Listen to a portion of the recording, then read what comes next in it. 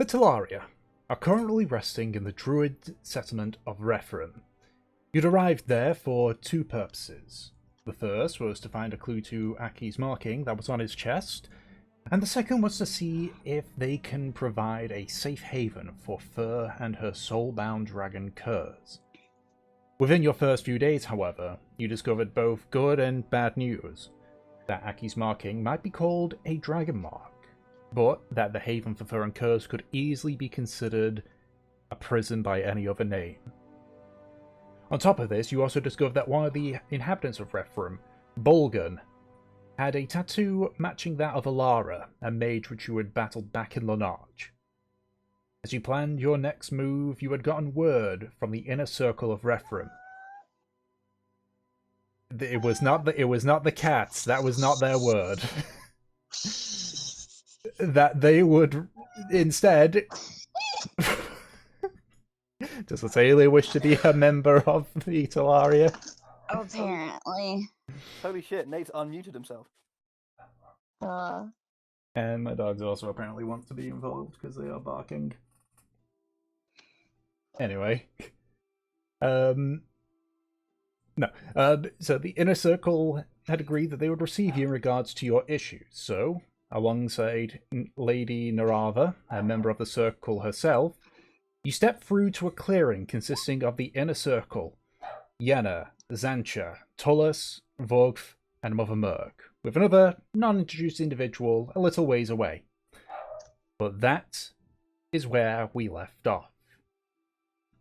So, as mentioned, you arrive at a small clearing with a individual that is sitting on one of the branches in the distance, and the rest of the inner circle nearby, with Lady Narava directly next to you. They give a nod as they're introduced by Tullus. I didn't actually give a proper visual look of them, did I? I should probably have done that, but I know we were strapped for time when that happened. So, you obviously know what Speaker Tullus and Lady Narava looks like. Mother Merc is a short individual, almost as short as Fur. She is fully covered in various white robes. Her face is covered with a porcelain mask and a white veil. Compared to her muddy dress, though, the veil and the mask are very clean, though you can see scraggly, unkept grey hair trailing behind her and over her hunchback.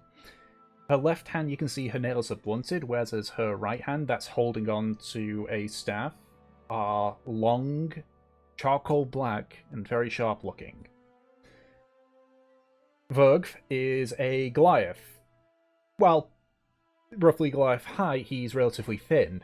He's wearing a leather jacket that's clearly too short for him, with some thick leather pants. He is one of the only two that are visibly armed with two stone axes at his waist.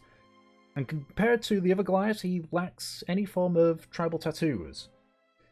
Yenna is a green dragonborn. Relatively broad-shouldered, wearing heavy traveling leathers. His eyes are a bright emerald green to his more mossy-coloured scales. You can see that part of his lips missing, which shows two teeth through the hole in there, and a lot of scales just missing around that area. He's also the only other one that's armed with a bow across his back. Zencha is a Simic hybrid. Similar to... he's hunched over, similar to Mother Merc, though this one you can see due to a large plated carapace, almost like an armadillo's carapace. You can see he has both hands on a staff to keep him upright. The irises and pupils are almost completely invisible, fading into the rest of his eyes. And that is the inner circle. So, Tullus speaks up after you get your bearings with what's going on. Welcome, Talaria, to our meeting. You will be thankful to know that we have shelved our current agenda for your three particular queries, that of But sorry about that. In regards to Fur and her soulbound issue, the arrangements for Fur and Kurz remaining in Referum, and of course, a Kreesk with your vision issue. Now, while those are the main agenda, as our guests, will allow you to choose which one you would like us to tackle first.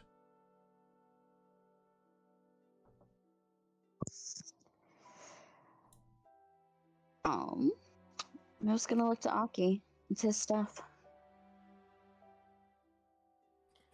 Aki does look a little bit sheepish, and I say, perhaps the presence of Kurz should be discussed first, giving it. I imagine it's quite the pressing issue upon the minds of the Meridon. We've also come to a little bit of a conclusion ourselves after the things we've heard. Indeed. Well, this might go a bit quicker then. Very well. We shall discuss in regards to the arrangements for Fur and Kurz. Regrettably, the Inner Circle has yet to come to a full conclusion in regards to those arrangements. There are a few that are digging their heels in. You see him looks over to Vogf, who he has his arms crossed, not really caring about the look that Tullus is giving. There has been some points raised that are valid and others which most of us consider an exaggeration of what could be.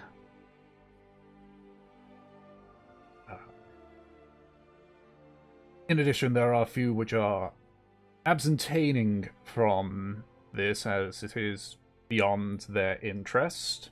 You see Zanch just nod. Which essentially leaves Lady Narava, me, Yana, and Vogf in regards to our stance.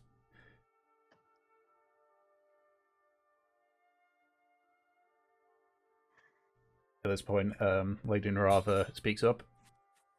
The Talaria are well aware of my stance in regards to everything, though I feel it's best if you three state your stance. Very well. My stance is that Kurz should be allowed to remain, though he would be forbidden for travelling north. We're already at quite a risk of the Republic spotting him, and thus he would only be able to reside and move about in a small area of the Morag. If, perchance, he is discovered by the Republic, I am of the opinion that he, and I guess by extension Fur, would have to leave the tribe in order to avoid risk on ourselves. He looks over to Vogf, who uncrosses his arm. Frankly, I'm of the opinion that the damn thing shouldn't have been allowed in at all.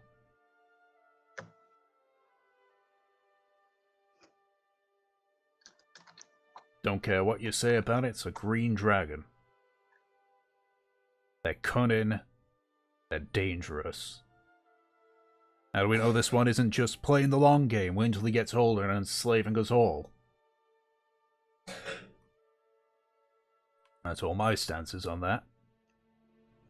Iana speaks up. You can think of me as seeing both sides of the arguments and, in a way, partially agreeing with both sides. I don't need to tell you I get a ton of shit with the Republic for what I am. Sure, Kurz has it worse, they'll kill him on sight, but I understand what he's stuck with. But I'm also the cautious sort.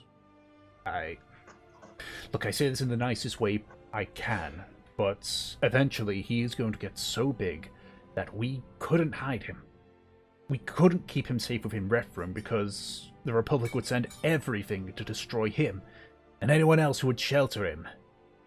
There's too many isms here to take that risk. My stance is either we keep him and Fur here as long as we can to try and find a solution to this soulbound problem.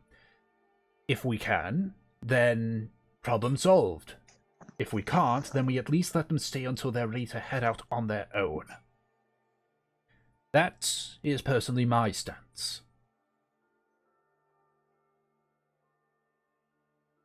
Right, well, you've all heard their stance in regards to it. Suppose what say you in regards to all of this?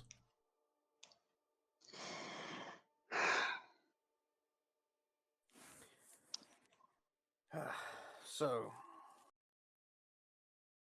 essentially, the kind option you have here would be to keep him essentially within a gilded prison here, within the Mirage. The Morag have is it under- rather Do I have that clear? large, but yes.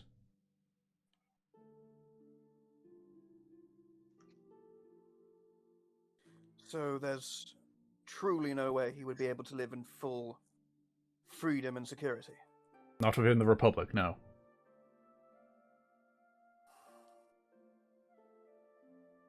And while the Mirage is our realm, it is still very much, technically, part of the Republic.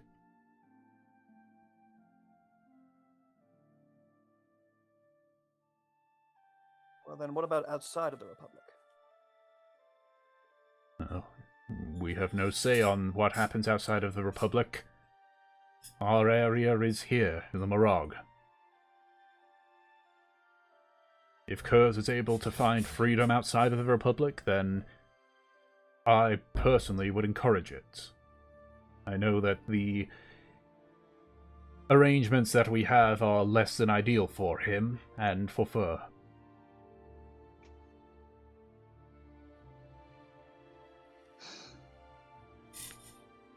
I respect you acknowledging that. I've already come to the conclusion that I'm not going to leave Fur here just to be thrown out when it's becoming inconvenient for you. If you won't take the risk, then I certainly will.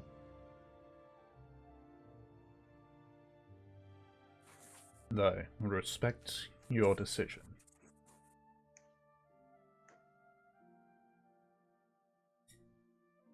Yeah, speaks up at this point. I mean, to be honest, it's probably best. We have to worry about the safety of Refram as well. From what I can tell, you're adventurers, travelers. You don't have to worry about the needs of a village. You just need to worry about yourselves. However, I still say that if they wish to find sanctuary here, even if it's only for a little bit, even if Kurz is bigger, that we allow him. You know what my stance will be on that. Yeah, I know. You hate him. I get it. So, just to clarify, do you have any genuine reason why you hate specifically Kurz, that dragon? I know dragonkind. My great-great-uncle died fighting Easeleaf. Cunning shits. The monsters. Now, last time I checked, our dragon is not Easeleaf, is he? Still a green dragon.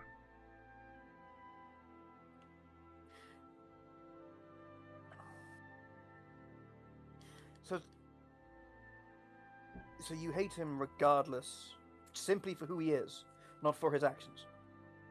As far as I can tell, he's done nothing to warrant it, apart from simply the color of his scales. He hasn't done anything that makes me trust him. And that's fair, but that would net neutrality. not disdain. The thing is with Vogfair is that he ain't Republic no more, but he still keeps some Republic ideals in his head. Told him to let it go, but he refuses to.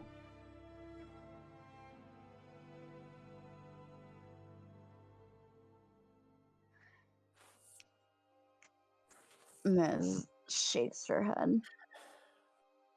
I suppose at this point, all we're asking for is sanctuary while we're here, and any information you can give us about their situation. I got no problem with that. I've got no problem either.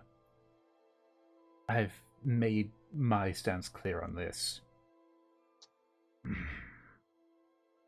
I have an issue with it, but I'm gonna be outvoted, so fuck it, just don't come crying to me when it goes wrong.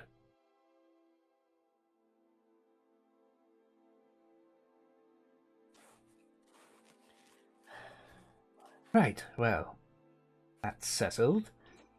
As I say, as far as I'm concerned, you are allowed sanctuary here. Yenna's directing this directly to Fur. Alongside Kurz, though, while having temporary sanctuary, we would at least ask that Kurz refrains from flying, just to avoid being spotted. Curtis can't even fly yet. He'll eventually learn, I'm certain. And when he does, as I say, this is not for a permanent arrangement here. This is just if you need to rest in Referendum for a reprieve. Just ask during that time that when Kurz learns to fly, he doesn't. Just to avoid bringing attention to us. Obviously, when he leaves Referendum, he can fly as much as his heart desires.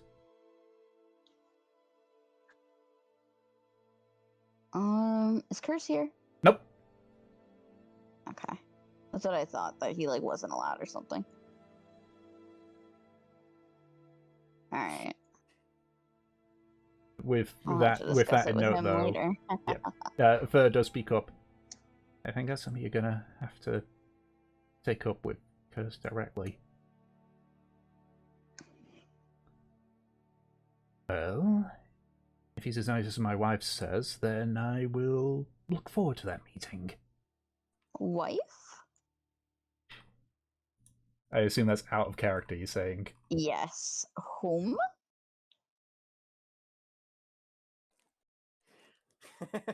You have met another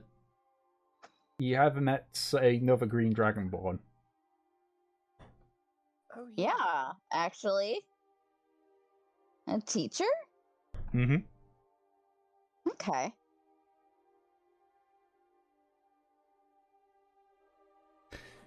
Hold on a second. What? Hold on a second. What? I'm just thinking he's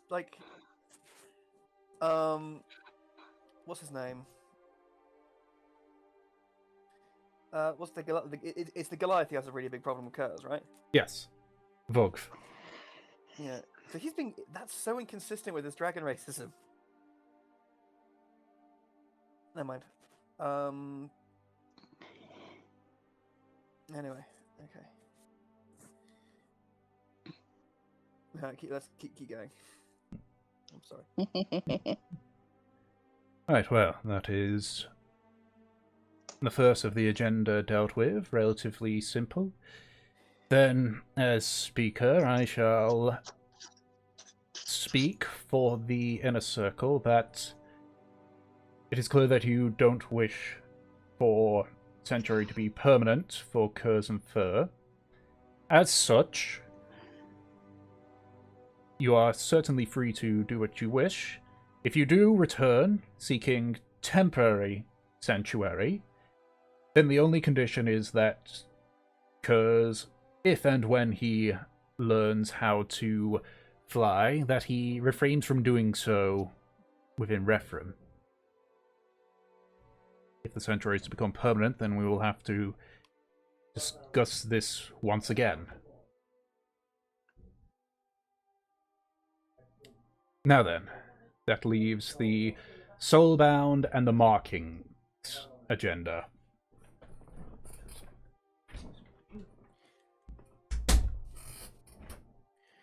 Well, given the dragon and the soul bonding are part and parcel, perhaps the natural direction would be towards whatever binds Fur and Curse.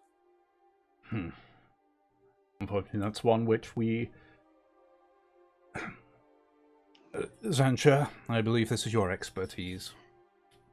Zancha sort of like walks up because he has to use both his hands on the sixer to like move forward. It's like, yes. Yeah. The hell was Oh my that? gosh. Things are dropping. 1 second.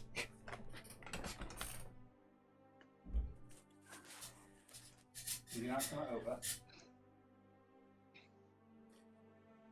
So I'm just checking, how common are simic hybrids now? Well, I'm we guessing- did. Oh no, that was Toe, wasn't there? That's right. Yeah. They didn't drop anything, they're just knocking stuff around, it seems. Yes, well, admittedly, I don't have a whole lot for you, but I'm basing it on a theory here. Don't say it. Specifically, the theory is that... How do I word this? Are you aware of the bound... It's so hard to say it in simplistic terms, I apologize. The connection between a dryad and their tree.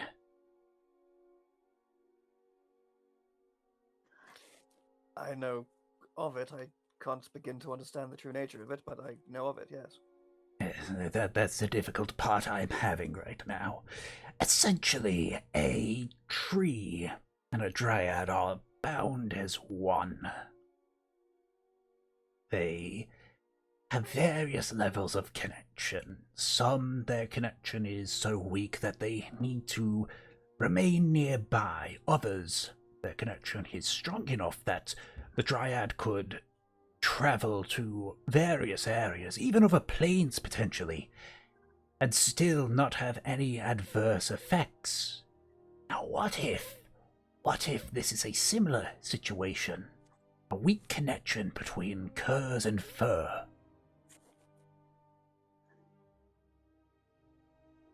Now, the question there is, what do we do with it?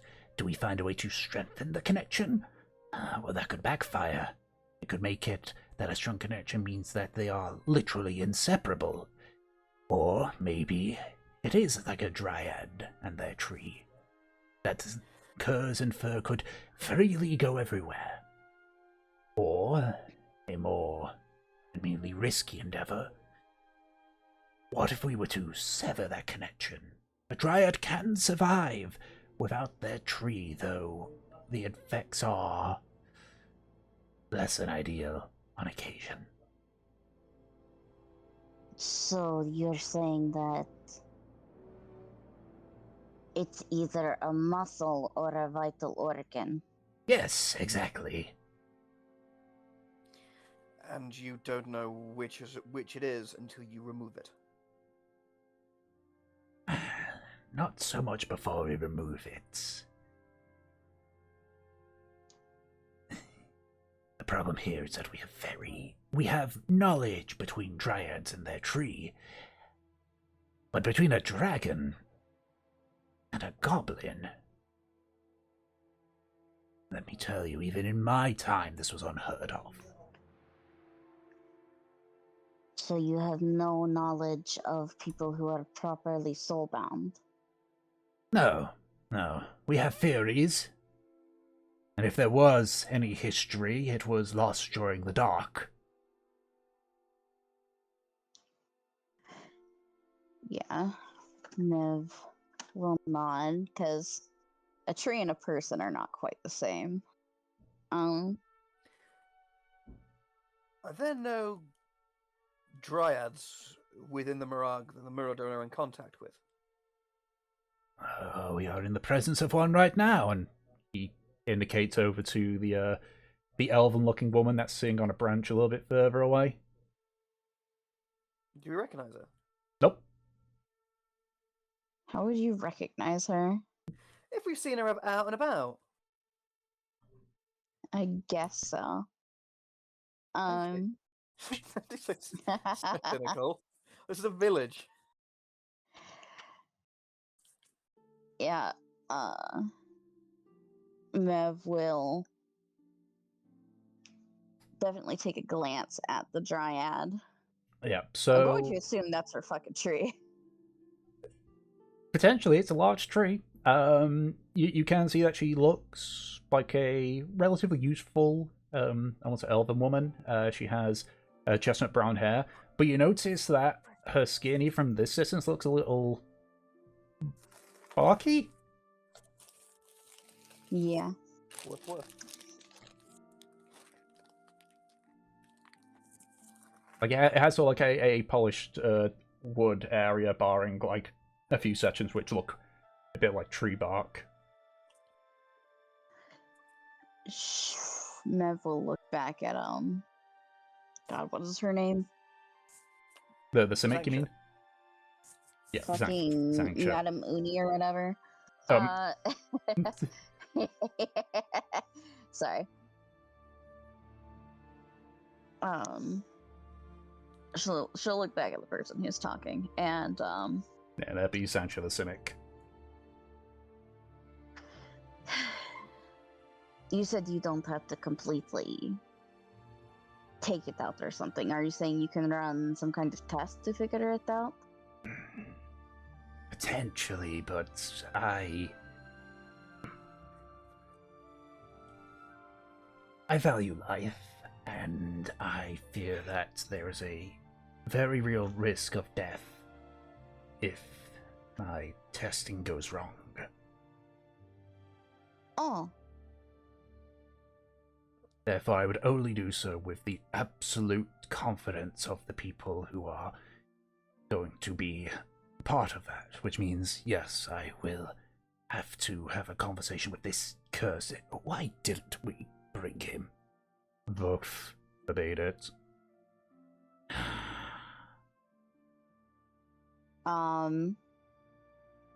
Yeah, Mev looks to Fur and looks back. You theorize that it is a muscle.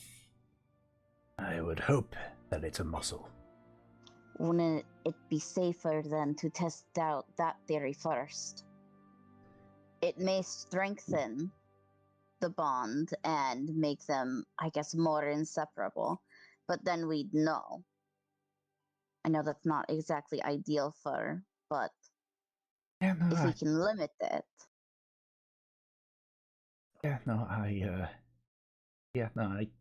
I see where they're getting at on that one. Young Fur, may I ask, what happens when you are separated from Kurz? I get a desire to be near him, and it gets stronger and stronger until, if I go to sleep, I end up sleepwalking towards him. Good, this is a good start. We are currently about a day's travel away from Rephram. I won't say exactly where, this is a secret place, but with your permission, Fur, and by all means with the permission of the rest of you, the Talaria, I would like to keep Fur here for a handful of days to observe what happens.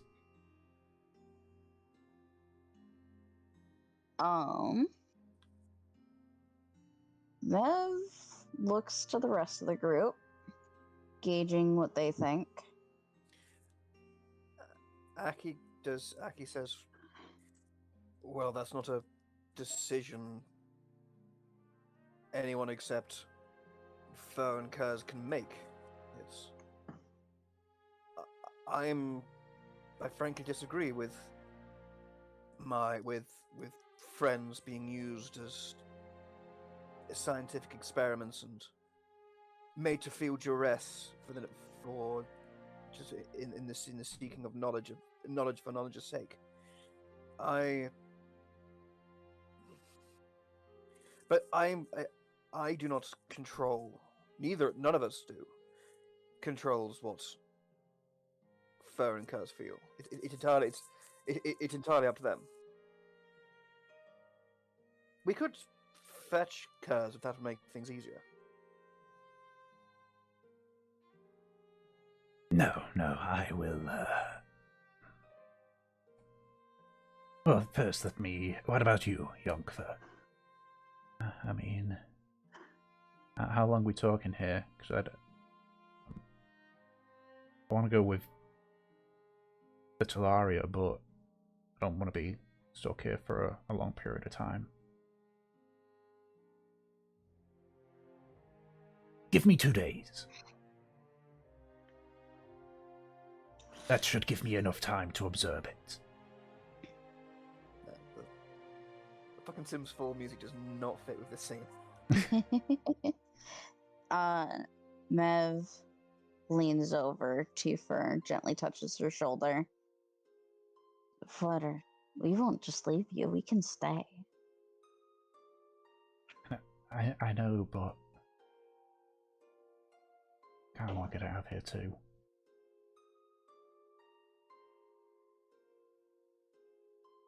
You know, it's clear that they're not going to look at me and Kurz with confidence, so...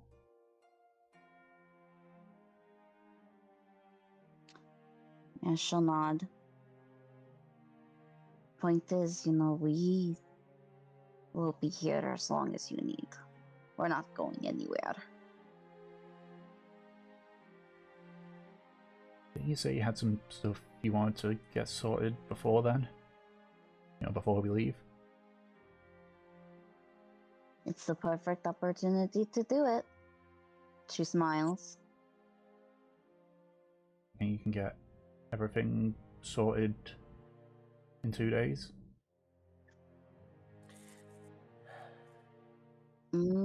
Aki? Think we can do it? Well, it depends what business there is to conclude, really, isn't there? So She smiles.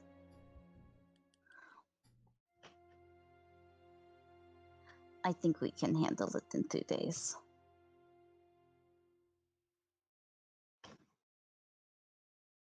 Alright, well... Just let Kurz know where I am, and keep an eye out for him. Of course, yeah, I got them. So, stands up a bit straighter. You got me till the morning of the second day. Of course. Though, will your dragon Kurz be fine? You'll have to take that with him. And I shall. He looks at the rest of you. Give me my word that I will make sure that anything I do will be as harmless as possible. I certainly fucking hope so. I am aware of, as I say, I value the importance of life. I would not do anything that would harm it. I simply need to find out which one it is, a muscle or an organ.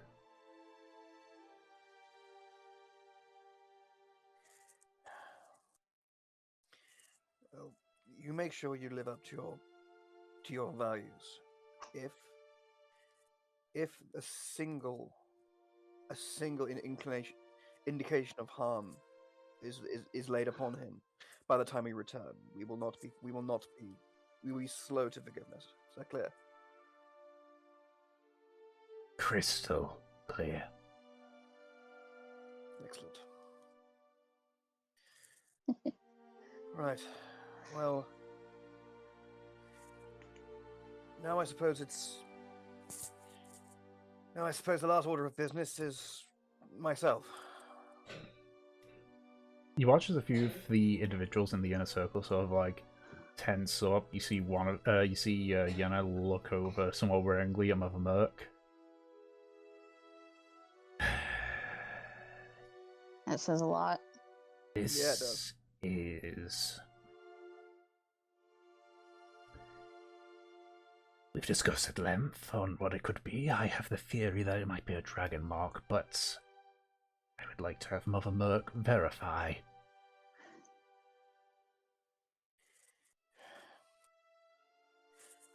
And how does one go about verifying such a mark?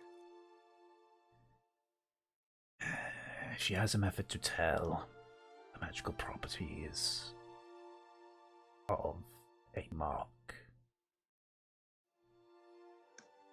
It's a method I'm not very comfortable with. It will involve the drawing of blood.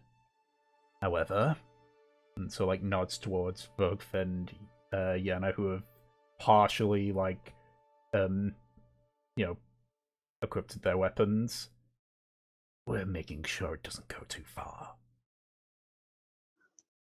Yeah. Mev,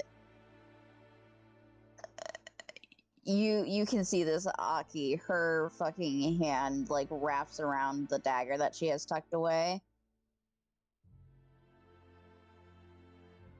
None of you need to roll anything for this. You will all see basically just a look of absolute abject fear on Aki's face. And Aki just looks around and goes,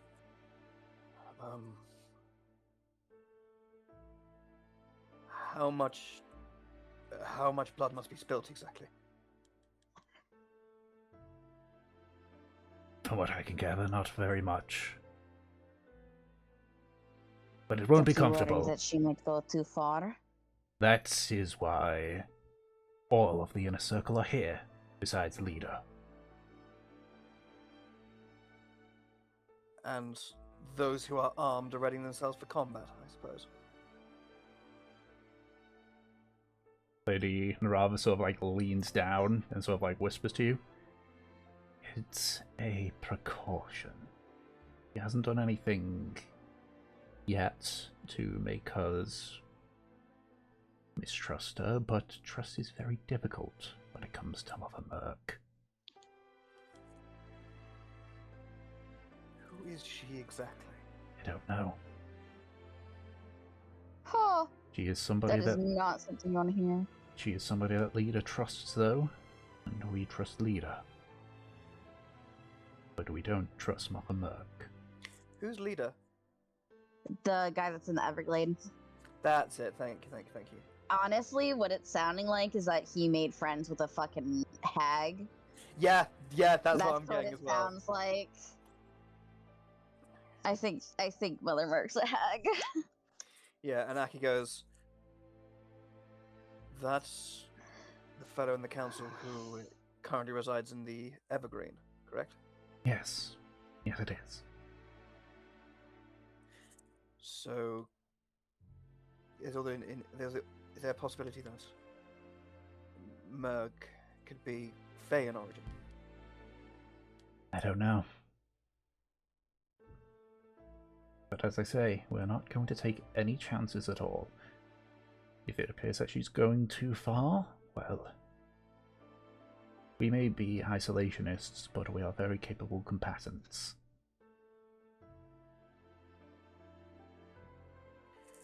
Alright.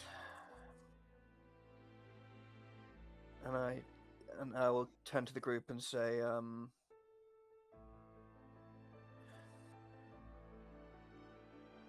if this is genuinely the only way we have,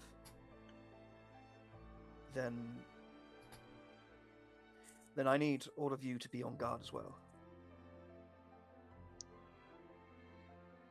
I already plan to be.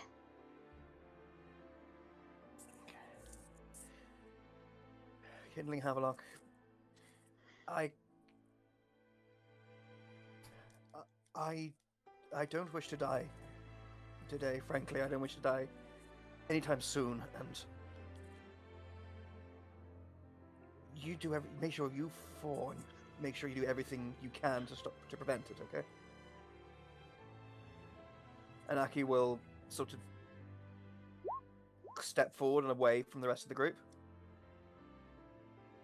and just say, "Fine, fine. Whatever Mother Murg wishes to do within the bounds of reason and decency,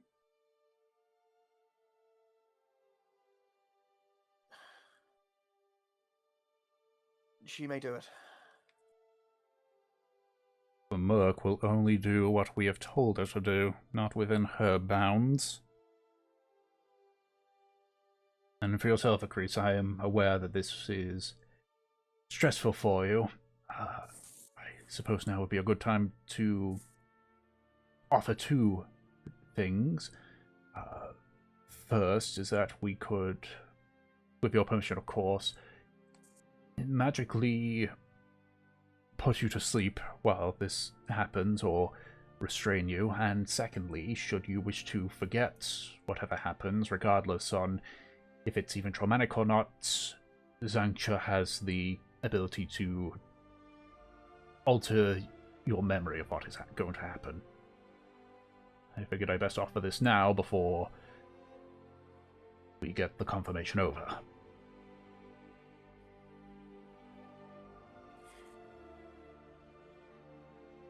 I fear this isn't exactly just a take a few layers of skin from the mark's area and place it within a vial.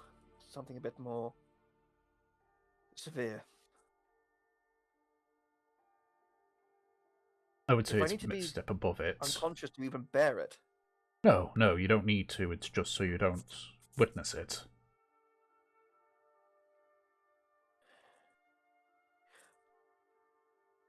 Why? I must say, why the mystery?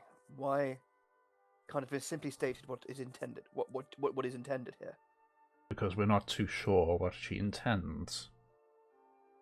We simply told her the absolute minimum to confirm it.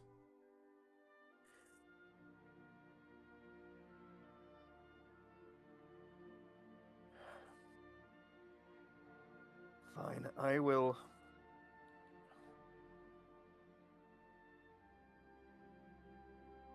place my trust in my companions and on the rest of the council. I agree to being unconscious during it. And depending what happens afterwards, don't preempt the wiping of memory. It may not be necessary, and so whatever happens, happens. Of course. I will have to. I will have to accept it. Of course. Sancha, if you may. Narava, be sure to hold the dear boy up, yes? Lady Narava sort of like steps up behind you and sort of, not like strongly so, but just like hold you by the shoulders just to make sure that you stay propped up. And Sancha is going to cast Sleep on you. Oh, hold on. That's depending on hit point, isn't it? Yeah, but it depends on specifically how much Sancha rolls, because he's only targeting. I mean, it's a 20-foot radius. Yeah, true. But it's targets within there, I believe. But just double check. Or was it a different sleep I was looking at?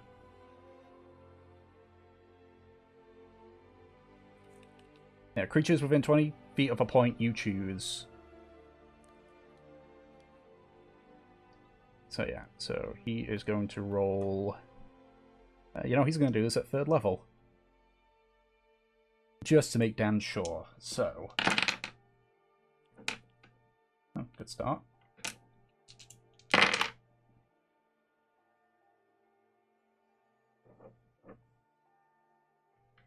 Very good start.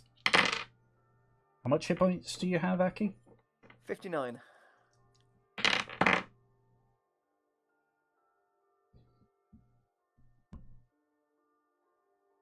You rolled 64.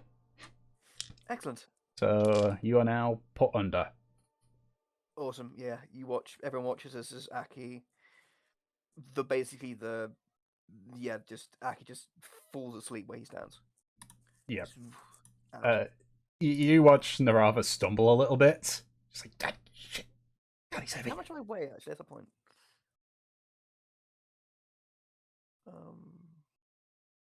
Okay, I'm 183 pounds. Okay. Yep. Tolas eventually helps Narava get you propped up. Zancha just very quickly unbuttons the top so it shows the marking. Sexy orc dress. Right. Mother Merc, if you may. You watch as Mother Merc sort of like steps forward very slowly. Did we get a description of Mother Merc? Yeah, I gave a description of her. She's sort of like in just cloth robes. She has a porcelain mask and a veil covering it. That's it. The nails on her left hand are blunted, but the right ones are long, charcoal black, and very sharp. So, you watch as Mother Merc sort of like approaches Aki's sleeping body. Yenna and Verg sort of like position themselves sort of relatively close to Mother Merc. Yenna has got like an arrow knot, and them along with Sancho are just staring intensely at Mother Merc. You watch as she sort of like begins to trace her fingers on her left hand across the mark. So like tracing the entire way through. Then begins to press in various areas between where the mark ends and the skin begins. Then moves her right hand up and sort of gently runs the nails between it until she gets to the bottom part of the marking. She's like twisted her hands a bit, and you watch as she sort of like pokes slightly at the mark with her nails before slipping it down an inch or so. And you watch as the nails slowly pierce through the skin. Ow. She moves very slowly, and it's clear by the angle that it's very shallow. You watch as Yenna sort of like has got his bow raised, the arrow drawn back. Verg has got like one of his axes on his shoulder, almost like ready for the event of any tomfoolery. You watch as she sort of like flexes her hand a bit, the nails push out against the marking. And you sort of notice as she does that, there's a small crackle of like blue arcane energy that happens. You watch as the tip of the nail sort of like pokes at the top part of the skin where the mark is. No spark, but then as she sort of like runs the nails on the inside, there's just the occasional crackle here and there until eventually she places her left hand where her things have entered in and slowly pulls out. You can see the tips of her fingers and her nails are red with Aki's blood. And she finished pulling her nails out. She sort of like slides her hand down to where she had made entry. And as her hand passes by, you can see where there would be puncture wounds is just some red marks. You watch as Mother Merc step back, just to, like brush the veil out the way. But she leans her head back and sticks one of the nails into the mouth part of the mask. And she pulls it out. You can see the nail now. Once again, charcoal black, no more blood. At this point, Xantia just sort of like almost somewhat roughly like gets her by the shoulder and so like turns her away from the rest of you and begins to talk. Yenna at this point is checking Aki to see if anything seems amiss. So like presses about around where the nails were. And just says like, okay, we're good. Let's none of you happen to have some water on you, do you?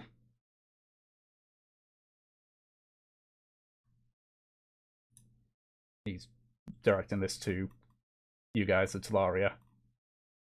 Havelock just takes out the jug and fills it to the brim with water. I'm unconscious. Yep. He walks over to you and takes a My jug. thing didn't work. Yeah, I think.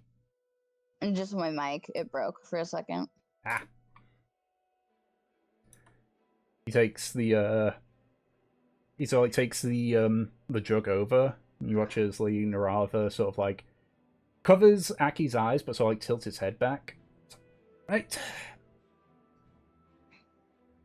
So like you watch as he has to like place his hand, you sort of watch as frost sort of build on the jug itself. Just pours it over. Aki, you awake suddenly to your face being splashed by freezing water. Akia awakes screaming. Yeah. Okay, alright, that's enough. What happened? What's going on? Narava like uncovers your eyes from the water. What happened? Is everything okay? You're fine. It's okay. Sure. And Aki just sort of like start like feeling his chest and like seeing if he's got like injured or puncture wounds or anything like that on his chest. You notice red marks at the very least. I will say this: so you did take 3 points of psychic damage. Oh, fun. Okay. Thank you. So, what is it then? At this point, Narava and Taurus have sort of like, let you go so you can stand on your own 2 feet. Yeah, I'm a bit wobbly, but yeah, I think. I'm not as sure-footed as I would normally be, basically. But I'm just about standing. Yenna passes you the jug that's got the cold water in it. Here. Thank you, Yenna. I'm here, and Aki will just take a big long sip. So it looks at it, sort of pours it out. It's like, Passes it back to Havelock. Zancha and Mother Mercus are like still what appears to be in discussion. Until eventually Zancha sort of like starts nodding repeatedly. And eventually just like sort of gives Mother Merc a slight push towards the Dryad. Right. Well. It's just we wait. Just until Mother Merc is gone. About a minute. Wait. Yes, just shh. Eventually, Mother Merc approaches a Dryad who you watch as the tree that she's on opens up and Mother Merc just steps through before closing behind it. Yep. The Dryad sort of like just gives an okay sign. Like, Good. Yes.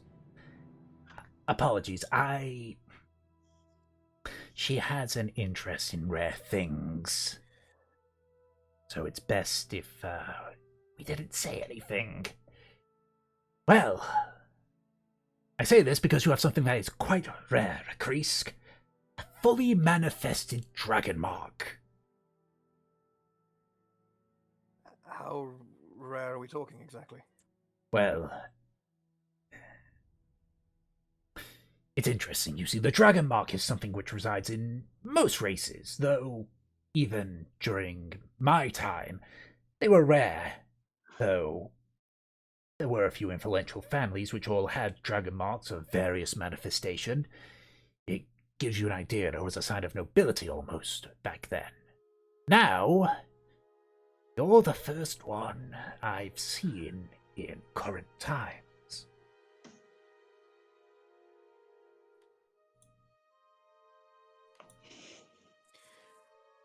And interesting. So essentially, I have a ancient tattoo that was a mark of prestige in ancient times that gives me abilities, essentially. Don't get the wrong idea. Trust me when I say this. The families of old, they thought that the mark made them prestigious and greater than others. And yet the dark showed them that they were still man. Man can be killed, no matter how strong they think they are. Don't make that mistake. Wait, the dark? Yes. Does Aki know about the dark? Everyone knows about the dark. Everyone knows about the dark, yeah. I thought that was like, You're saying that this... What, you haven't seen this in 700 years, or...? More than 700 years, little one. Far more than that. Keep in mind, I was in stasis for most of that. Okay, now I don't know if they know that fact that the Simics were in stasis. They probably would, and it's not... Like, the knowledge has came out, but it's not, like, common knowledge. Aki might Yes. know, given his Yeah, upbringing. But Mev, Havelock, Kindling, they probably wouldn't. Aki probably didn't know. As I said, because of your upbringing, you'd probably know. Or at least know who the Simics are or why they're like their history. A little bit of it, yes. Okay. Yeah.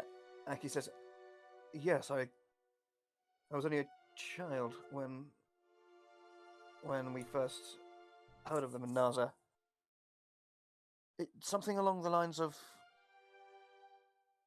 a version of creatures, sentient creatures designed to combat whatever caused the dark. Correct. Is that what they teach you? No, gods no. No, we are an unfortunate side effect of one of our lead scientists going quite insane. We were ordinary people like you once. But... it's a painful memory. I would ask The that. Mother Murg of your time. In a way, yes, though he was quite dwarfish.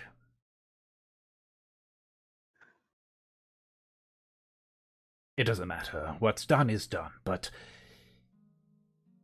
dragon marks were a thing even before our time. We believe that they existed since the disbanding of the Alliance. Yeah, that's fucking long. Unfortunately, the time of the Alliance wasn't recorded, so we only have theories to go by. Our theory, and the reason why it is called Dragonmark, is Bahamut and Tiamat. They were the ones that began the first argument of the Alliance. And in order to essentially, in a way of one-upmanship, blessed their creations with special marks. Dragon marks.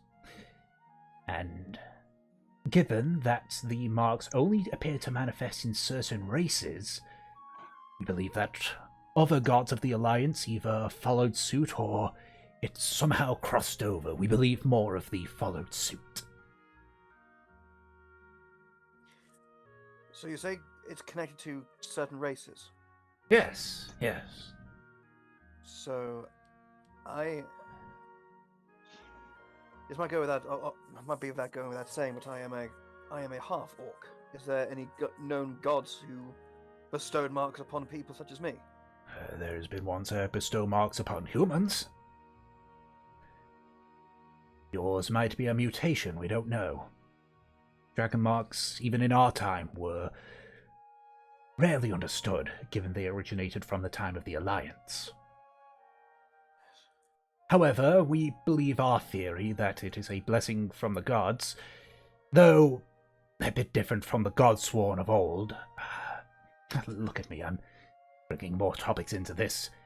The long story short is that a dragon mark is actually a biological inheritance, similar to how you may get your father's eyes or your mother's hair. You can inherit a dragon mark. It is just a question on if it will manifest or not. So,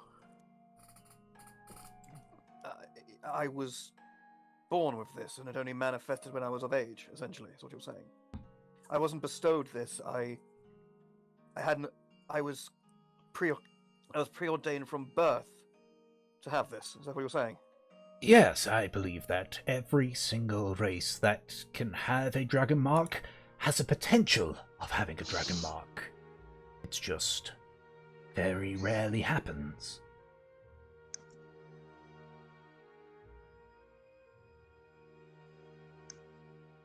Right. And is there any known way of disposing of it, or nullifying its effects? No, not as far as I'm aware. Though, potentially it... How do I word this? I guess to say it in the most blunt of ways, learning to deal with it. I'm aware of how difficult that is, trust me. I have records of the various marks and what they did, but I'm sure with enough discipline you can eventually learn to surpass it.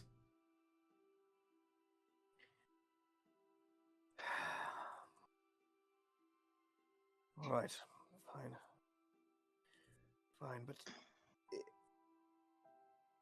And is the dragon mark the sole cause of the visions? Well, we don't have any records of dragon marks coming with visions, though.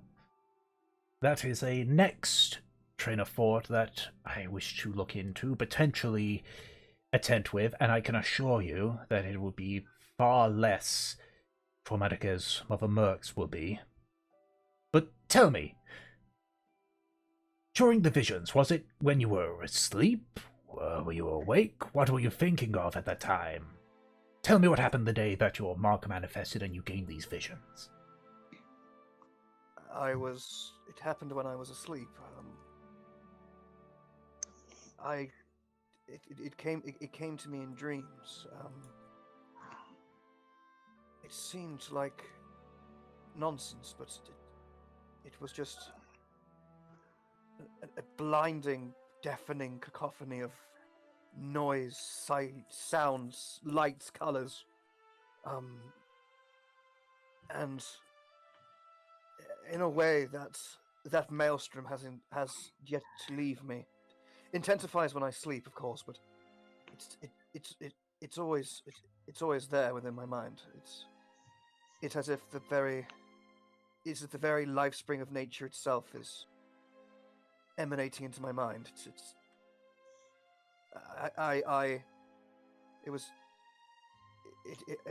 is very disorientating. I've only just recently learnt how to even be able to hear myself think, or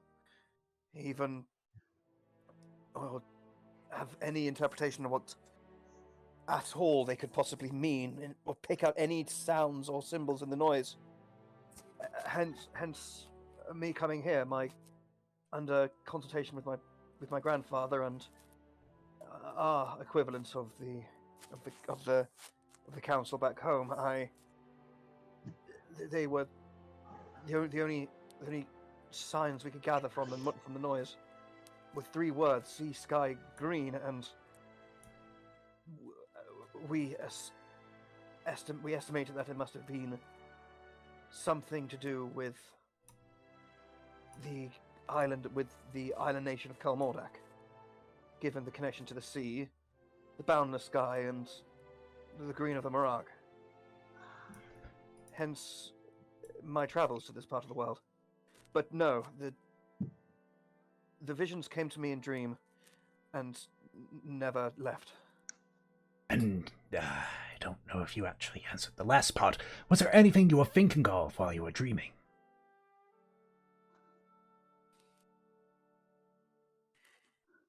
You can see at this point as well, he's got a smile on his face, a toothy smile. Nothing in particular, I suppose. I was missing living in the wilderness. You see, I spent many years living with my grandfather, training. Farsia Arani Petulia of the Somni. He trained me before the mark was bestowed. I had to return back home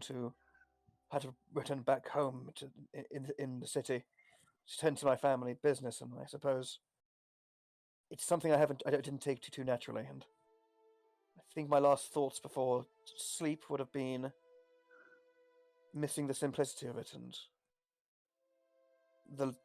the change in lifestyle. But apart from that, nothing. I wasn't praying to a god. I wasn't thinking about my place in the world. I wasn't thinking about anything really. Yeah, Mev actually side eyes Aki. Like, it sounds like you were. Well, that helps with my theory. Because you had answered the main thing I was hoping you would say, that it came to you while you were dreaming. You are aware, younger Kreese, that dreams can be quite fickle. Sometimes you remember them, sometimes they're fragmented, other times you don't recall them at all. But if this is the case, what if it's not that you couldn't ascertain them, but you simply forgot the dream in full, and the parts you recall are simply the fragments?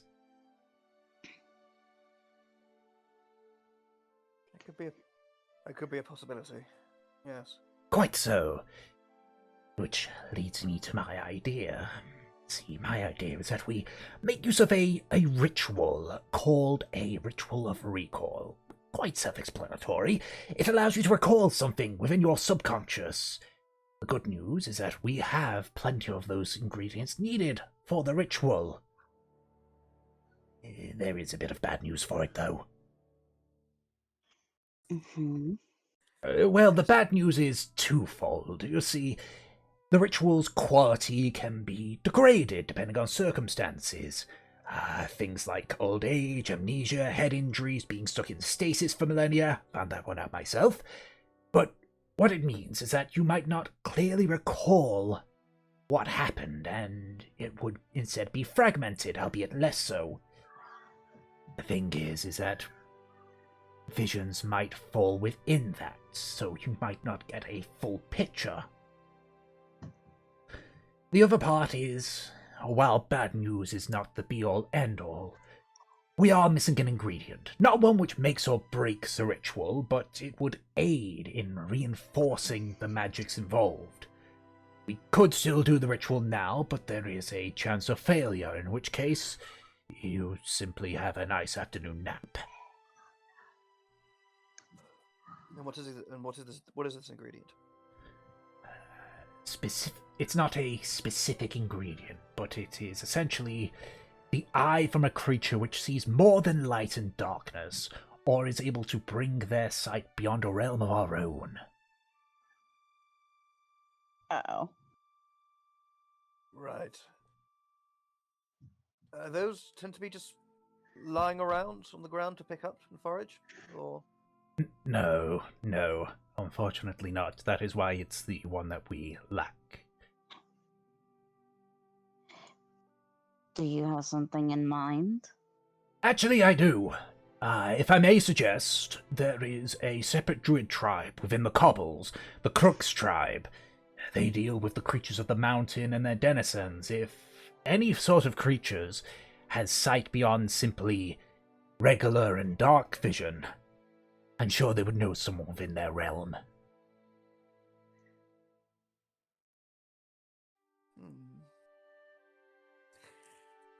That said, it is not a requirement. As I say, we can do the ritual. There is just a chance of it failing. But, as I say, if it fails, worst case scenario, you get a nice little nap. To truly understand what happened, I do wish for as much clarity as possible. We may have to make contact with this other tribe. Tell me, are they in good cordiality with the Moradon? They keep themselves to themselves, as do we. It is I guess you can think of it as a neighborly relationship. So if we arrive at their doorstep saying we came from the Moradon, we wouldn't be killed on sight, at least. You wouldn't be killed on sight regardless. They are quite welcoming of individuals. Well, individuals who can make it to them, yes. Yes, of course. The Cobbles is not as treacherous as the Morag, but... Are you adept at mountain climbing? No more than surviving in a jungle, I suppose. By which I mean, I haven't climbed a mountain in my life. Well, that shouldn't be problematic, but it may be difficult. But the Crooks tribe, as I say, are allies of ours, and ones that I believe that you can trust. I am more than willing to also pen a letter of introduction to explain to them what it is that you need. That would be useful, yes. I suppose they wouldn't be fairly reticent to help with such a request just from anybody. I would imagine they would give you information and point you in the right direction.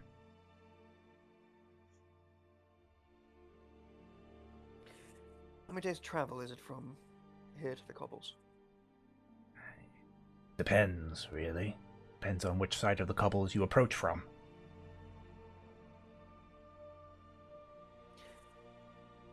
Which is quicker, exactly? To get to the Krups tribe, you would have to probably enter from the southwest. Depending on how adept you are at handling mountains, you'd be looking at maybe 3 or 4 days from that side. Unfortunately, the southwest side is nearly inaccessible outside of by boat. Or you traverse the equally treacherous southern part of the Cobbles. I need a map. Hold on. I will get you your map. I got one. Don't worry. Actually, you have. We are on the map. Oh, we are. That's right. Sorry. Hey, have a look. Okay.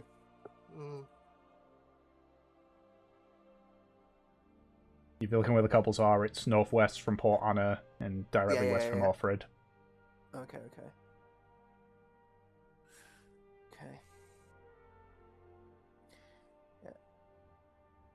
He said, he is. I wasn't actually aware there were tribes outside of the Morag. The tribes have been retreating to the jungles, but rest assured we are very much still alive.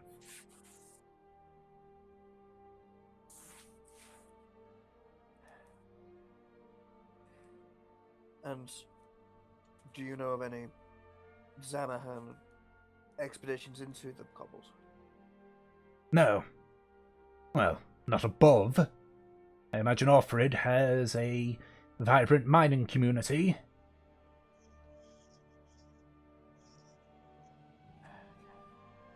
But the Crux tribe are above, atop the cobbles, not within. Right. They survive on the top of mountains. Yes. Yes, they do. Are they dwarves? I don't know. Tell us. They are a variety of races just like us. Not necessarily dwarves. Goliaths, actually, mostly, if I recall.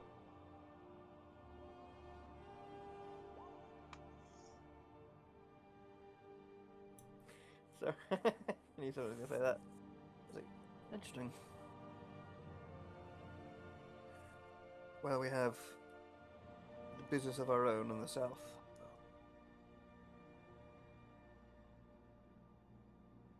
We may have to travel to the cobbles and return. And Aki sort of turns back to the group and says, "So, what do we think?"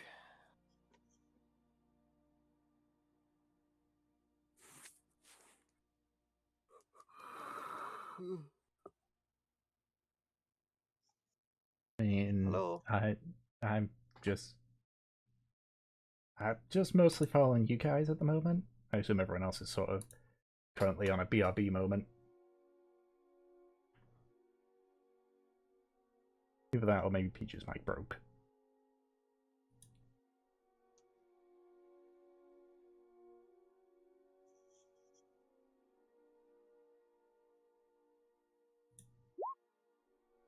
Yeah, no, she said she was BRB a few minutes ago.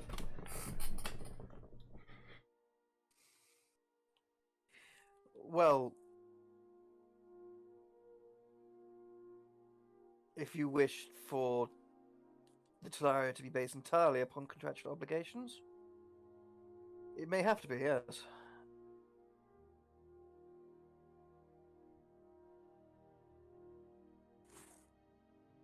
Well, I mean, well, of course, you are free to leave, Kinling. I'm not holding you. I'm not holding you hostage.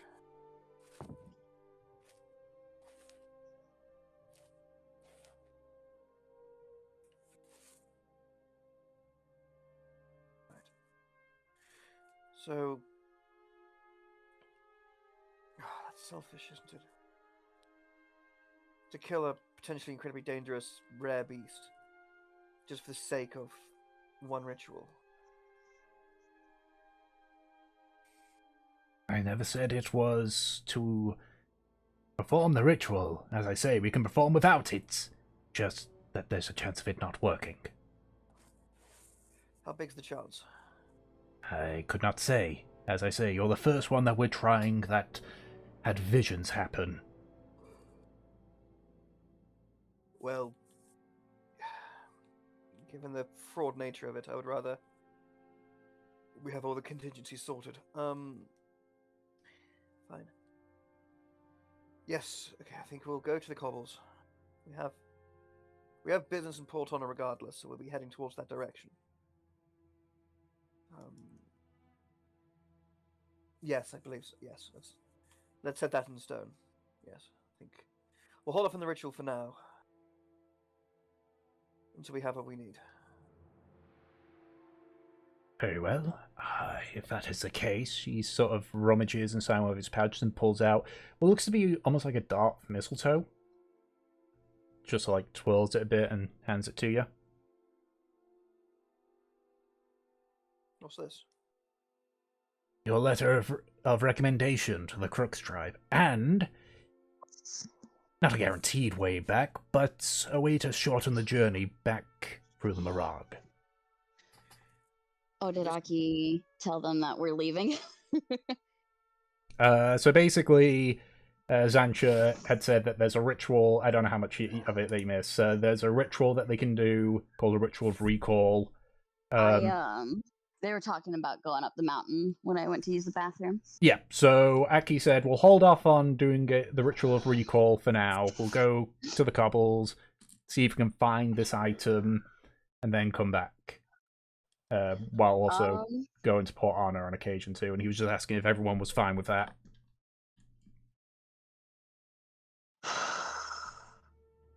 So is Aki saying, like, don't give us the short way back? No, he's not. Or is it that, like, don't bring us back here yet? No, so Zancha just gave them a dart of mistletoe as essentially a letter of recommendation to the Crux tribe. Yep. And also so that they can use it to not necessarily get right back to Referum, but shorten the journey back to Referum. Okay. Yep, got it. Yeah, then Mev will nod in agreement. That sounds like a good idea. Well, yeah, Aki will come back to the village. Aki will take the mistletoe branch from him and say, "Curious, how exactly will this? This is a branch of mistletoe. How exactly does this work as a letter of recommendation? Exactly." The Crux tribe have their ways.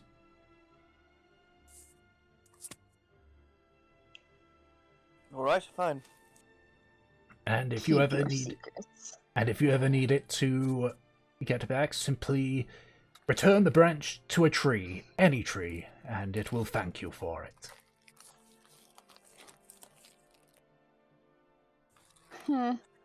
Any tree, huh? Even the ones that want to kill us?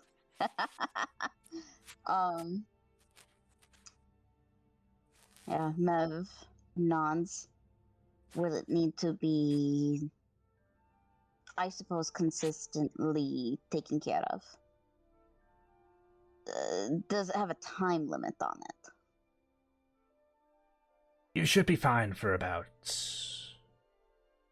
a month if you keep it watered, probably for as long as you take care of it.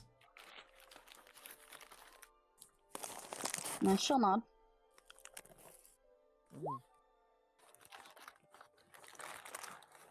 Yeah, Aki will say that won't be a problem. Okay.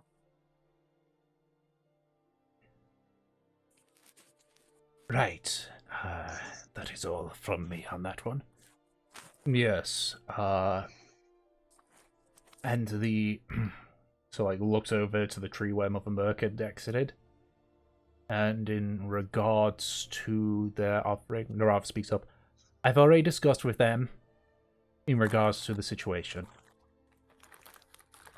Good, good. Then they know the help that we can give and what we can't give. I've already told them what I believe they can be told.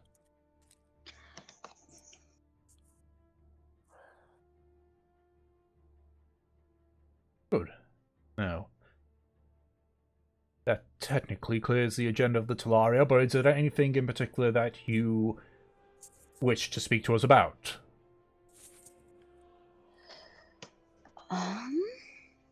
She looks to kindling.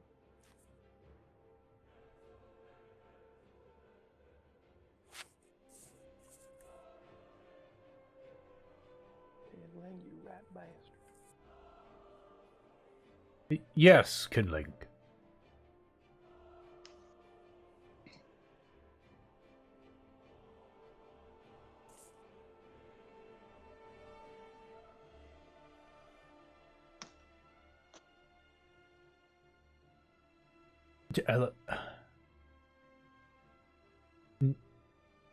They're more fey than elementals. They have some characteristics, but if you had to tell me to pick between one or the other, I would definitely put them in the line of fey.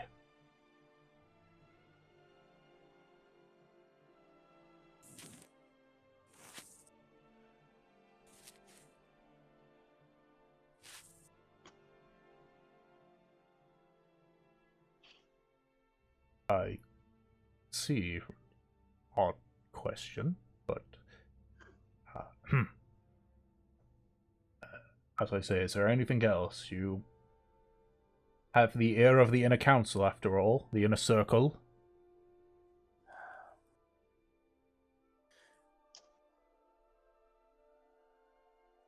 What? I was just gonna ask, what was that fucking shopkeeper's name with the spider tattoo? Bolgan. Aki, do you want to go first, or should I? Oils. Alright. What do you know about Bolgan? Oh, Bolgan.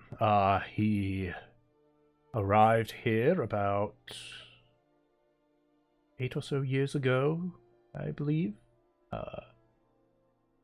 Keeps to himself, is quite talented in the arcane arts, and has taken up the hobby of alchemy as of late. Could you say what circumstances he came here under?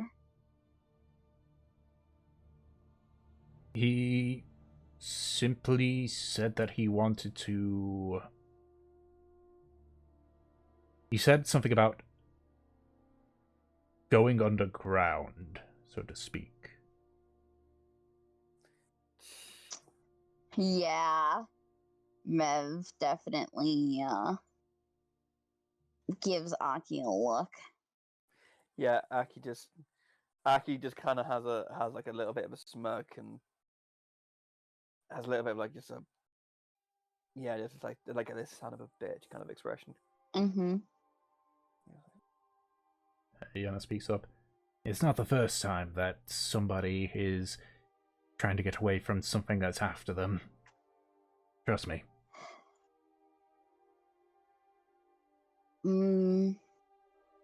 She taps her chin, kind of debating on saying this. We believe that he has some sort of connection to certain people that we did not have the best of times with. We don't plan on starting anything, but we were curious as to what brought him here. He was questioned quite extensively about it. But in the years that he's been here, he has done no harm. He has done nothing that has aroused suspicion in any of us. It just appears that he's hiding from something. I'd like to insight them all. Okay. When they say that, I want to gauge people's reactions, so I just roll one insight. Yeah, just one insight for all of them. So you're just seeing if, why is it they trying to insight properly? Essentially, if any of them disagree that they don't, feel comfortable with him, or that they are comfortable with him, that he hasn't done anything wrong. It's hard to tell. Vogue seems a bit miffed about it, but then again, that's kind of the reaction he's had this entire time. Yeah. But the other seem... You don't mean anything. But the others seem relatively neutral about it. Or in Zencha's case, he seems disinterested. Okay. Yeah, she will nod. Well, that's good to know then. I think she looks to everyone else. I think that otherwise we are fine for the time being. With Fur, are we at the very least able to check up on her? Lady Narava speaks up. Yes, you simply just need to speak with me. Zancha, I assume this place will be her home for the next day and the morning? Yes. Essentially, so that you're aware, young Fur, is I want to see how the connection between you and Kurz is compared to Sia and her tree. She is one of those which could roam the world if she wishes to. So I want to see if there's a connection with them. Completely Do you know a dryad non-intrusive. named Brexy? What? Fucking no, I was making a joke. I'm sorry. Right, well, I'm glad you told me this now and not before we started. Of course. But yes, this will be her home for the next day and then the morning of the next. Right, well, if that is the case, then yes, if you simply speak to me at any point, I can bring you over here. Wonderful. And she looks at Fur, puts a hand on her shoulder. Sure you're going to be okay? It's only a day and a bit, and Narava said that, you're free to visit, so if you get any concerns, you can just have her grab me and bring me back. Right. She will nod. Though it seems like Mev is having a hard time with this. She's like, oh god, what are they gonna do to her? Are you trying to hide that fact, or...? Yeah, I'll roll deception.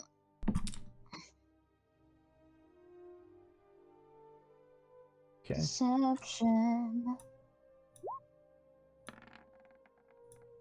Oh my god, Mev. You're better than this. Let's see, where is Fur's character sheets? There it is. Let's see how insightful Fur is.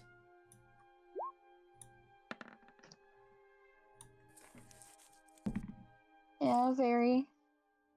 Narava isn't.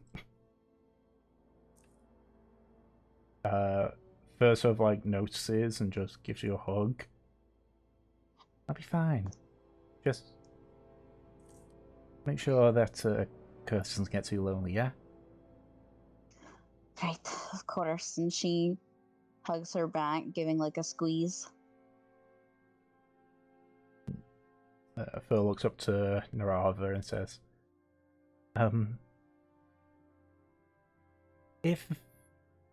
you will help them if they need to get me, right? Of course, but I trust the inner circle, minus of a merc. If Zanch has said that he's not going to do anything that would put you in harm, he means it.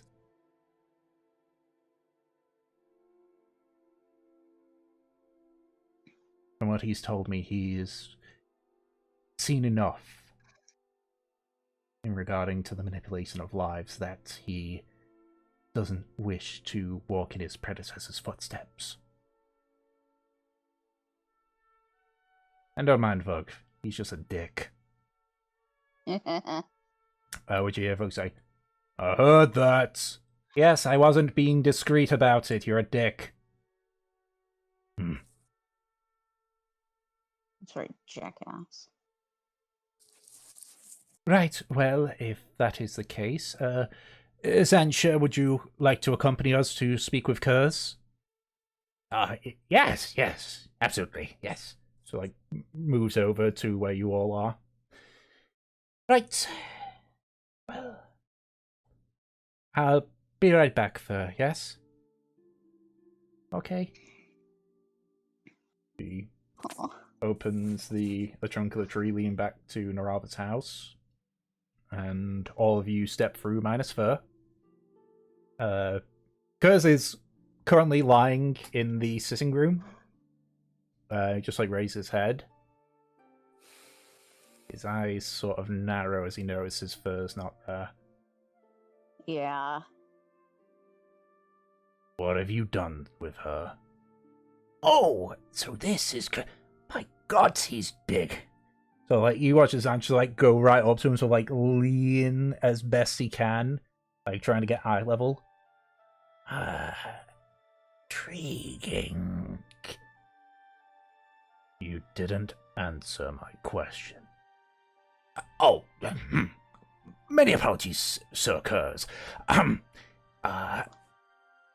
a bid to find the solution to your soulbound issue, Fur has agreed to remain for the next 2 days with myself. Did she agree to this? Yes, if you agree to it, of course. If not, then I will simply have Narava bring her back. He sort of looks at the rest of you. I already repeatedly asked if she was sure.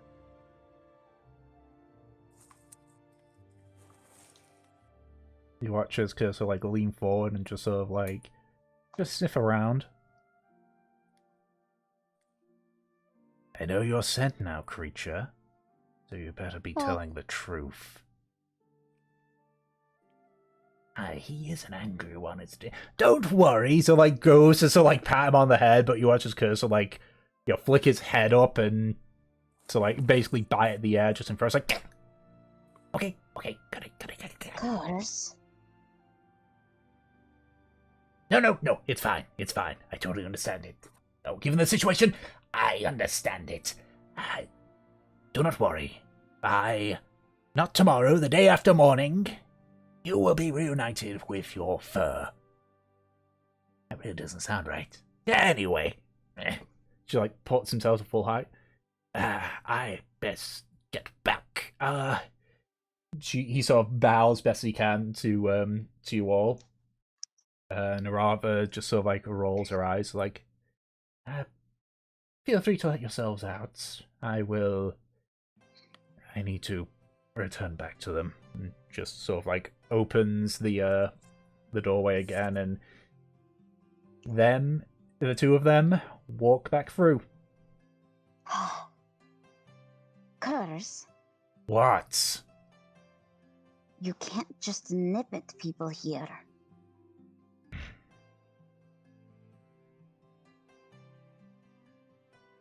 They're saying you wouldn't do the same if they held Valkyr hostage or something? I might, but I also know how to play my cards. You nipping at someone could release a bad chain reaction. All it takes is one person to overreact. Fine. Good. She pats Kerr's head. He lets I you. mean, I understand why you did it. I almost pulled a knife out for Rocky, so.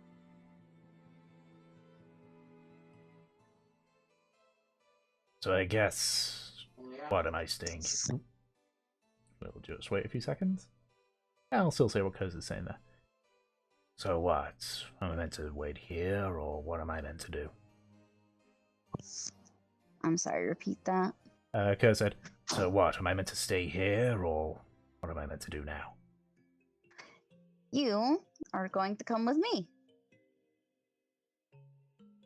Okay. We're going to spend the next couple of days together. Won't that be fun? I guess.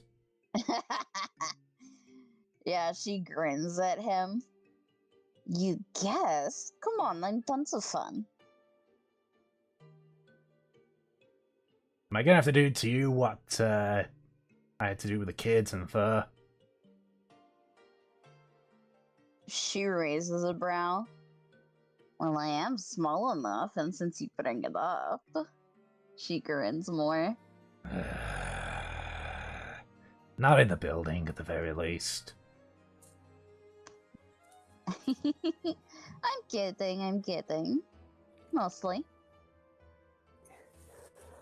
Look, if you're at least gonna try, at least ask first. Okay. She nods. She will look to everyone else. Well, we've got 2 days.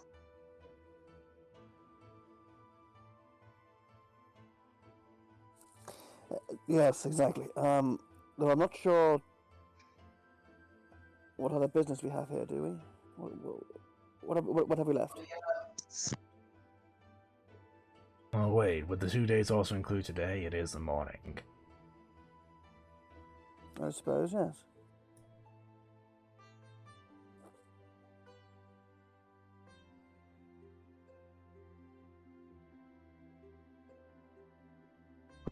My god. Okay. What did you guys just say? We don't have anything to do. Yeah, Kurz asked the question of, wait, does today count as those 2 days? Because it is the morning. I believe so. Good. Yeah. She will nod. I think really we don't have much else to do but kind of interrogate that shopkeeper. Yes.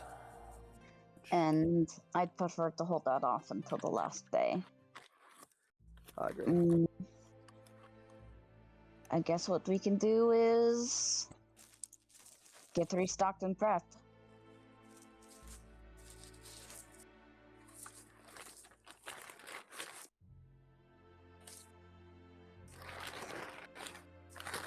What are you messing with? Sorry. Nothing. Yeah? Carry on, nothing's happening.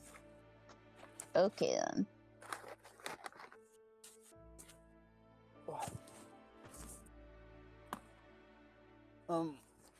Yeah. Because well, we actually don't know how long it is to get to the other side of the Mirage, do we? We could be on for another grueling journey.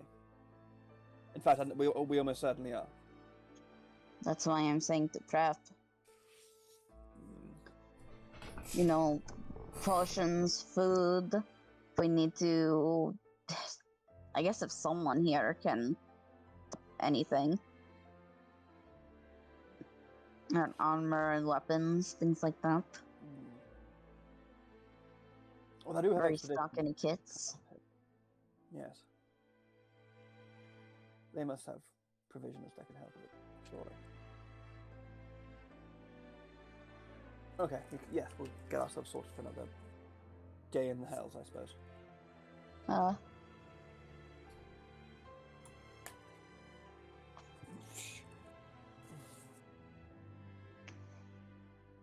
Alright. So, what is the plan for this first of 2 days? Well, I guess we can't get potions exactly yet because we're gonna use the troll's blood as an excuse to go see that guy. I guess like if anyone needs to restock on rations and stuff, or I don't know. We don't use arrows, do we?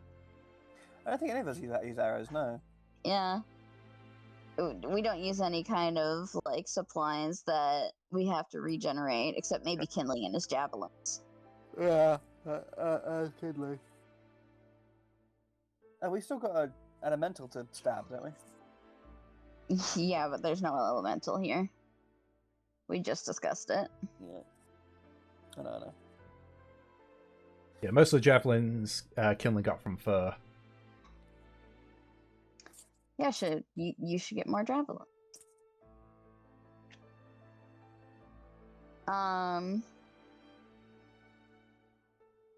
Alright. I guess... You know, other than that, we actually don't have a whole lot to do. Nor.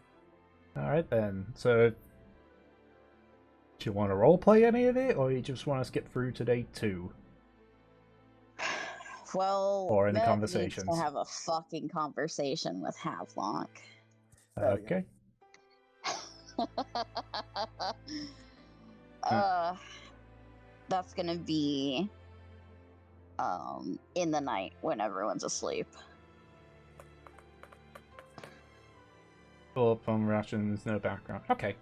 I mean, Referum is happy to let you use some of their scraps for,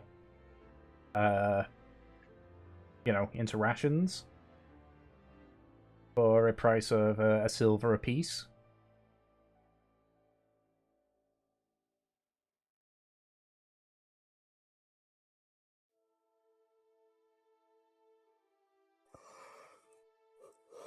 $20 rations? That's easy enough to accommodate, yeah.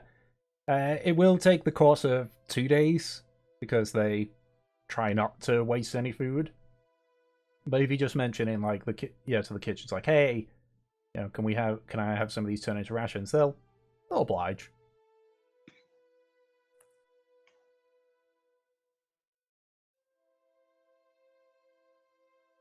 Alrighty. Anything else anyone wants to do before the night comes by for the big talky talk? Before I take over the rest of the session. That's what I'm thinking. Yeah. Yeah, oil's page. Yeah, because I obviously am aware that we've got, like, what, 40 minutes? 45 minutes, 45, maybe. 45 minutes, yeah. Before, because I did say that we try to end these sessions a bit early so you have time to chill and not have to rush out. Yep. Okay, if that is the case, eventually, night falls, you have your meals, and eventually, one by one, you retire to your room, leaving just Nev as the last one. Yeah. Then Mev will go actually to Havelock's cabin Oh, fuck. and knock. Lock. Havelock goes and opens the door. Aren't I supposed to be going to your cabin? I thought I'd walk you there. Okay. He tosses aside the shirt that he was half putting on for bed and just follows you out. Just fuck it. Yeah, she will walk with you to her cabin.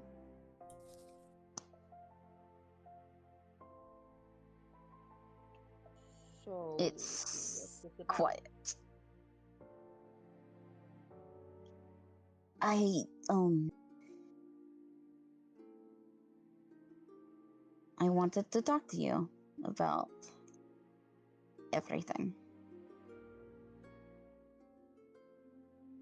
That isn't very clear, is it? Nah, pretty vague. I mean,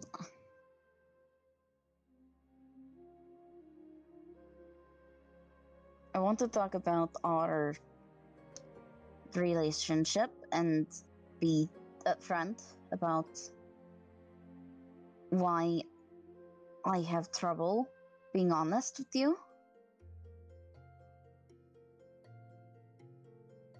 That kind of thing. Havelock takes a sharp inhale through his nose. You know, last time I thought we agreed we weren't going to talk about this for the next 40 years. We did not agree on that. You decided that. I'm pretty sure you're the one that said 40. But it was a joke. You know, it's really hard to tell when you're joking. Why? Because my accent is so humorous. Nah, 'cause you got a baby face. She glares a little bit at him. Okay. I just. Can we have that kind of conversation, Havelock? Yeah, sure. No, I can do that. Should I incite you, Havelock? Do you want to incite the Havelock? Yes, actually. Then incite the Havelock. Alright. Inhales a Sharpie. I think that's the third God four. damn, Mev. I think that's the third 4 in a row. You're better than this. Not better than a 9. Ugh. He seems Yeah. open to trying. Okay. Let's start with, she looks up at the night sky, thinking about where to go.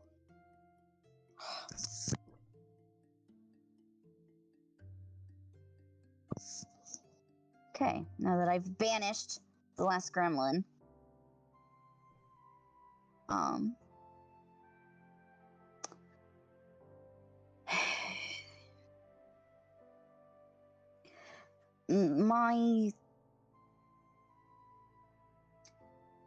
my visions, the things that I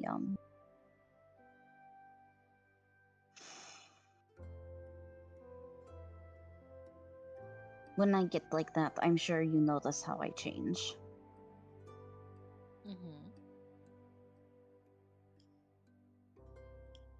So, what about them? Have you been having more of them? No, not recently, but I've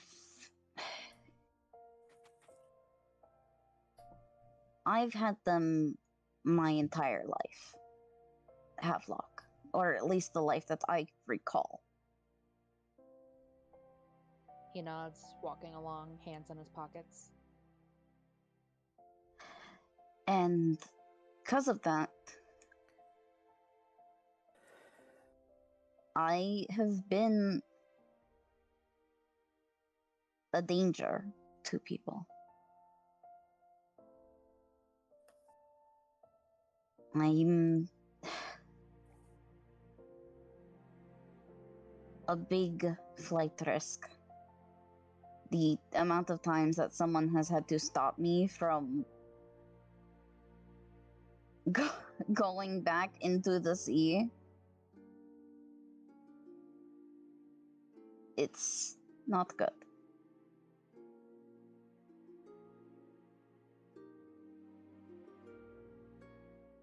Havelock just kind of chuckles. Remember the time you got really pissed when I suggested we get you, like, a leash? Yes, and I realize that that's really funny to you in hindsight. I mean, it would have kept you from just wandering off.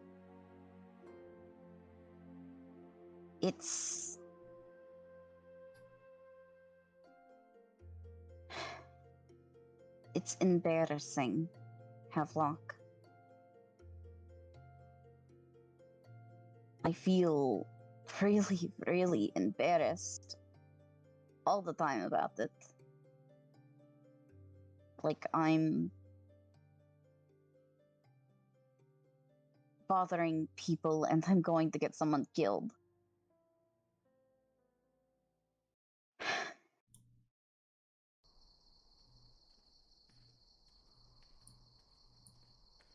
You notice Havelock's nose kind of scrunches, but he doesn't say anything to that.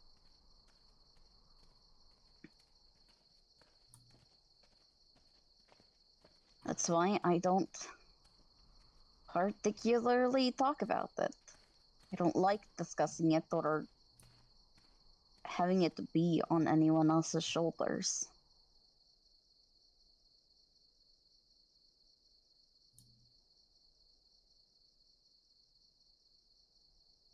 Okay.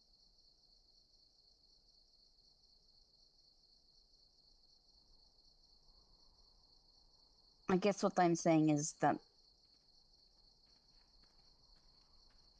I'm not entirely forthcoming because I care about you and I don't want that to fall on you.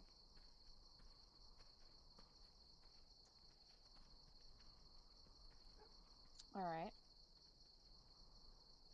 Do you want me to give you my honest peace of mind about that? Okay. I think you're being a fucking asshole with that.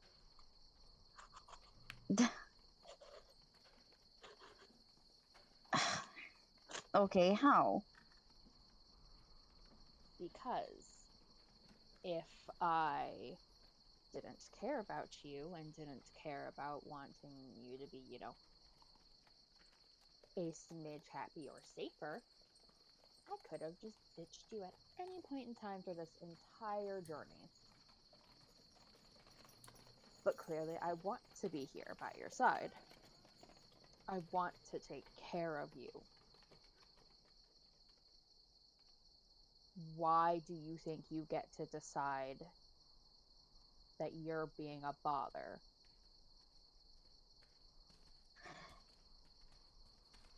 Because you didn't sign up for this?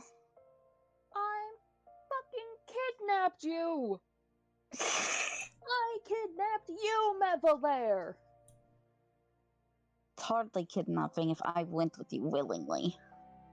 Your mother's not gonna give a fuck if she ever finds us. As far as the No. law would give, I kidnapped you when we were drunk in a bar fight. And I've kept you as technically my hostage this entire goddamn time. Oh yes, I'm very much in distress. Clearly, we're talking.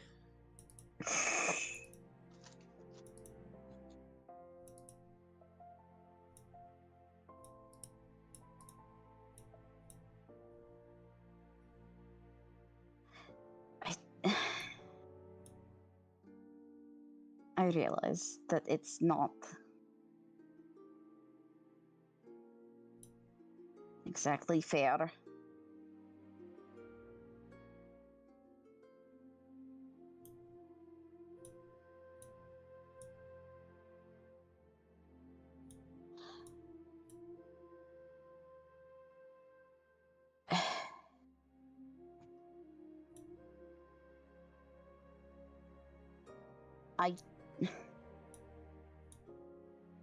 I realize that I shouldn't have made that kind of decision for you. I do.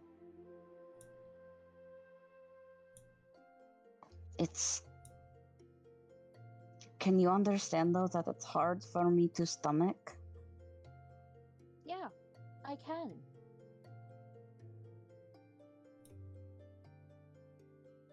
But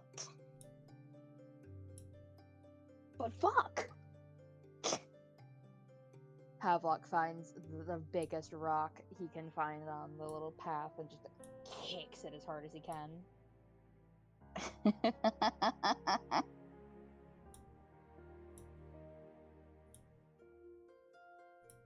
Okay. How do you feel about that then? How do you want me to go about it?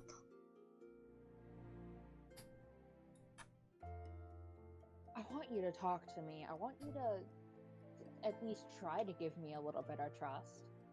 Even if it's just like secret plan. Secret plan that leads to nothing.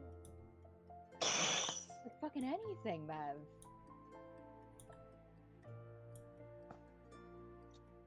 I guess that kind of leads to my next point, then. Can I trust you?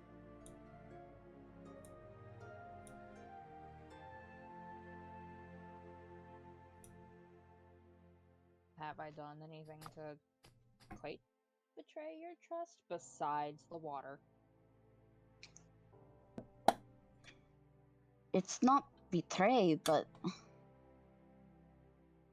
Havelock, I tell you these problems, and you kind of make it about you and how you're feeling. Even my hair is about how you feel about it.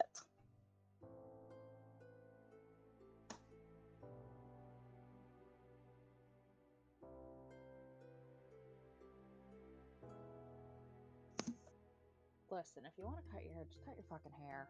It's not gonna bother me. Yeah, but you were really distressed about it. Like, really distressed. No, cutting all your hair is off a really big change. Big change for you or a big change for me?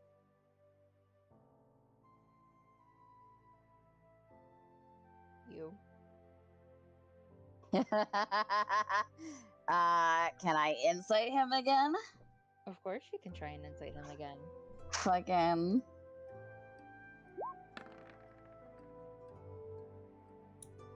Oh, finally.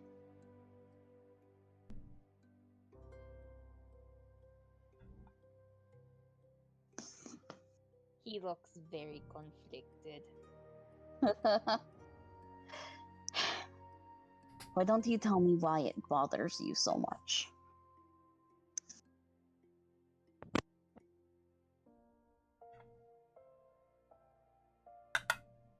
Cause, like, Ooh, microphone. Okay. That's Sorry. very crackly. sorry, Pain. I Okay. apologize. Like, it's you. Long hair, big goofy smile, pretty eyes. You know, it's just like it's a part of you. It's a part of me. Yeah.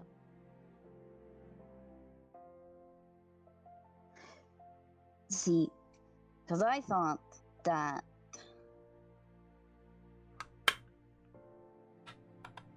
maybe you were upset because you kind of experience things vicariously through me. Bold of you to assume I even know what that word means. It means you get to dress me up and make me pretty because you can't.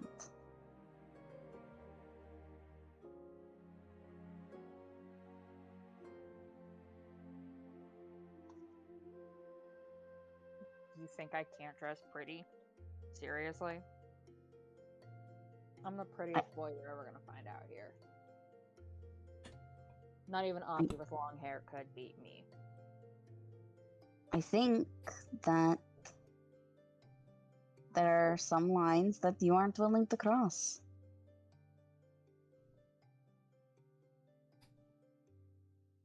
Yeah, what kind of lines are those? Wearing a dress in public. Being a woman.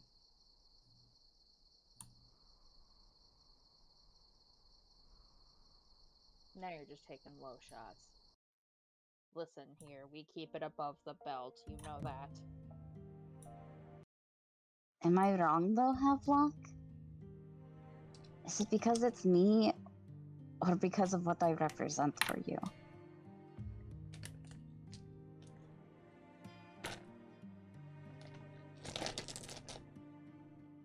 I think you're putting too much into it.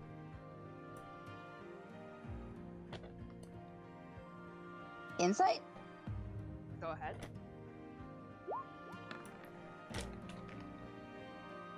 Oh my god. Of course. Yep.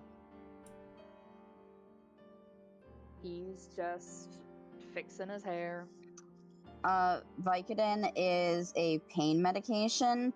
It's kind of like an opiate. Anyways, I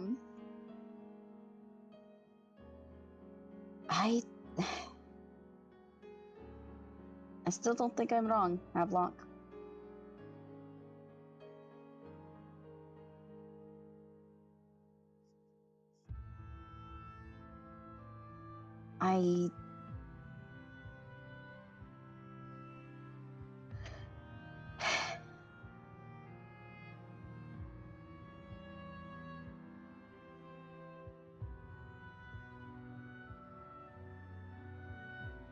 I just want to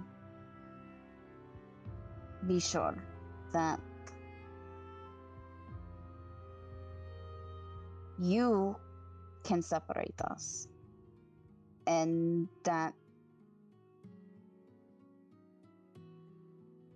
if I need help, it isn't going to be about you.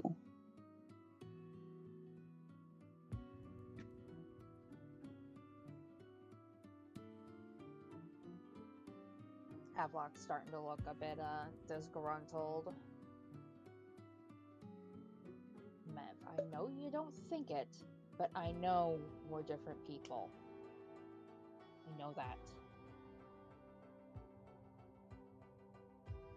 I want to help you, okay? I want to see you grow and be better. Okay? Okay.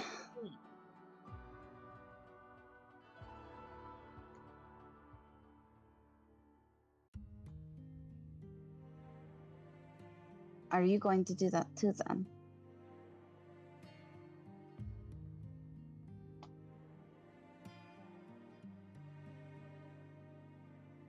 I don't know. You don't know.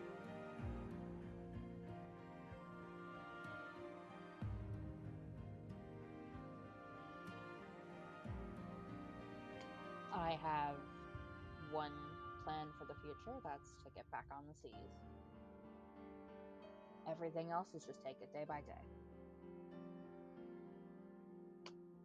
So all we can do is see what tomorrow's gonna hold. So you don't have any goal for improvement?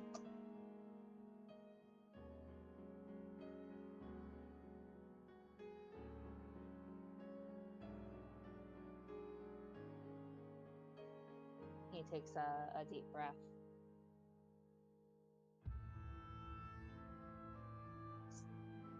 We're not turning this conversation on to me, Mev. We're keeping it on you. I need to know because of the next thing that I'm about to say.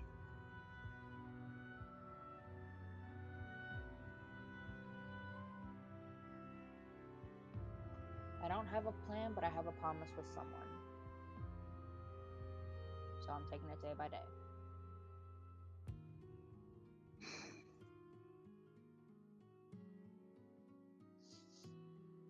Okay. I had a conversation the other night, with Aki. We talked about you. Could have guessed. Well, yeah. It's clear you guys spent the night together.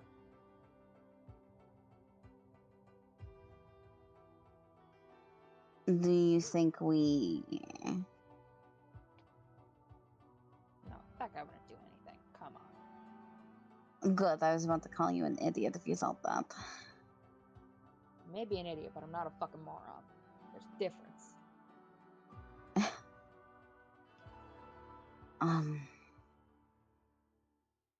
Well, we talked about you and my relationship with you.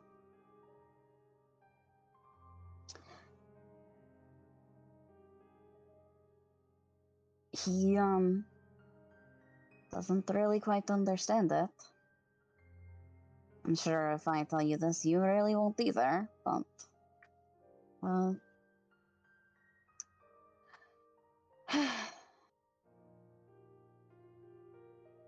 I do care about you a lot, Havelock. These. The last year has been awesome for me. And,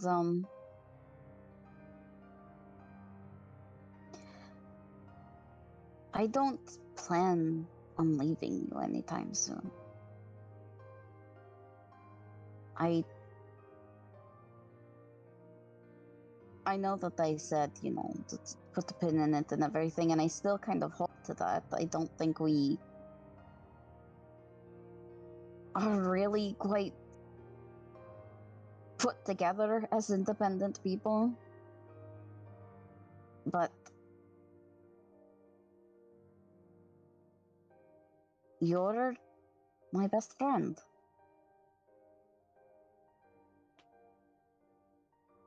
It might be messy, but I like spending time with you and I care about you a lot.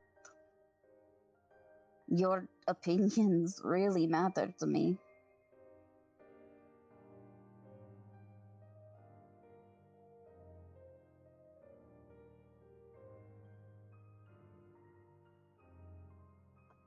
Havelock sighs, a big smile on his face as he puts his arm around you, pulling Mevin close to his side. Well, good. You should care about what your first mate thinks. Right, Captain? When did that change?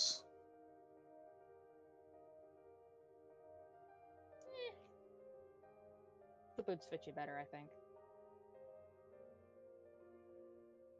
Are you okay with that?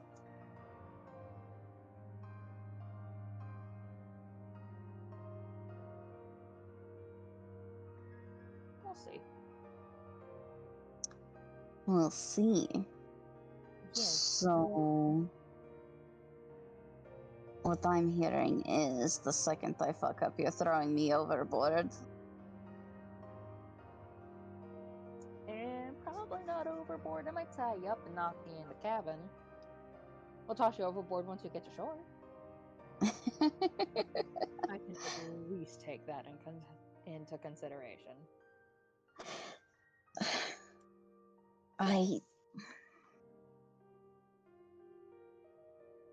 I'm kidding, by the way. I'm not throwing you overboard. I know. You're not going to go anywhere, right, Locke? No.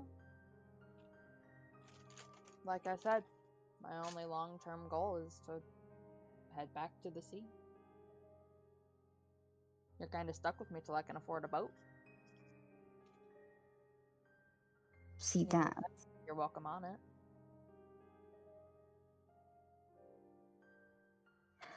What if I went elsewhere to maybe not necessarily land to other continents?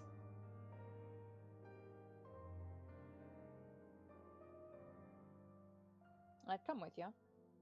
I mean, we've had fun on land, and you'll need someone to get you over the ocean. You're not gonna swim it.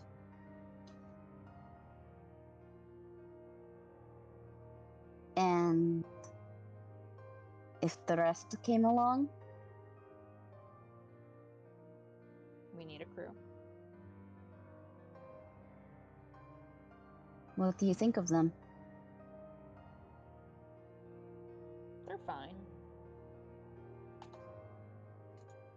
I mean, you guys all seem to really like fur, and the dragon's pretty cool. Yeah. Blah? Can you repeat that? She mimicked your sound. Yeah. Eh. Why? Just, don't like things that big. She raises a brow, considering what she knows about you. You don't like things as big as cutters. They need to be smaller, or they need to be much, much bigger. No middle ground here.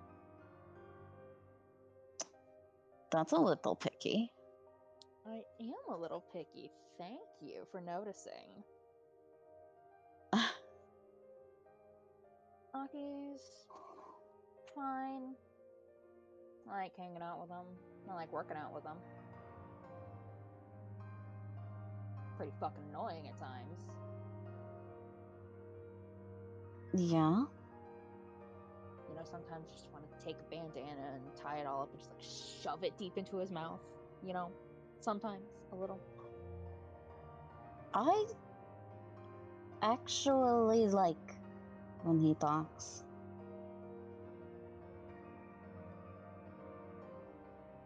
Yeah. Even when it gets to the point where he's putting his foot in his mouth. Even then. I mean, I kind of roll my eyes at it, but he tries. He does it because he cares.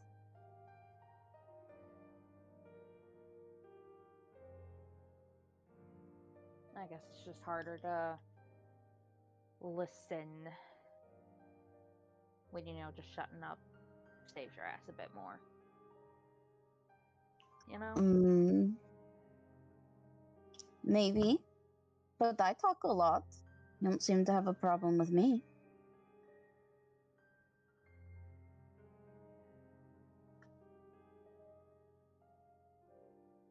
Yeah. I guess I understand a bit more what you're saying most of the time. You mean that I talk sense instead of babbling myself into a circle? Exactly.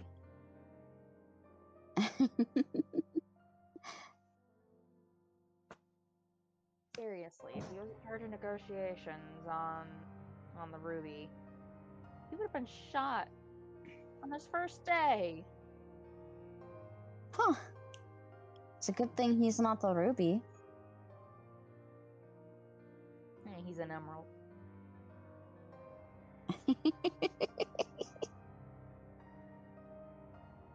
Although I guess if you're colorblind, he could be a ruby. Well, I'm definitely not. Are you trying to say something? No, just thinking out loud.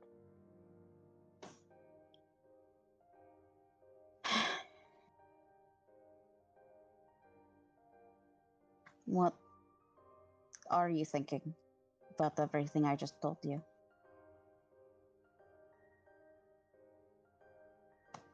There's a lot of shit to work on. Yeah, it is. Are you okay with that? Yeah. Shit's gotta get done. Are you okay with where we are right now?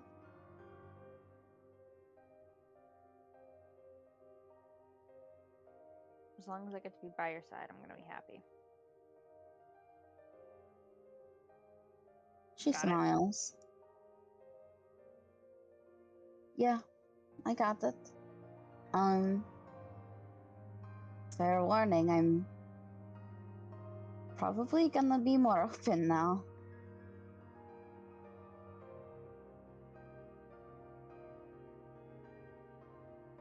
That's fine. I mean, it's what I wanted anyways. I wanted you to talk to me.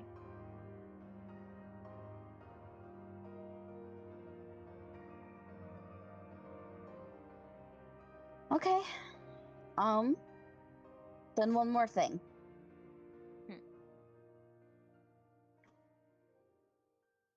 Help me cut my hair.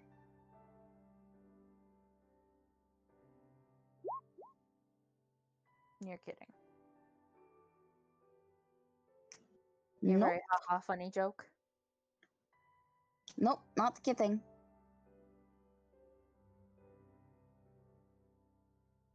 For fuck's sake. It'll make you feel better if you help cut it.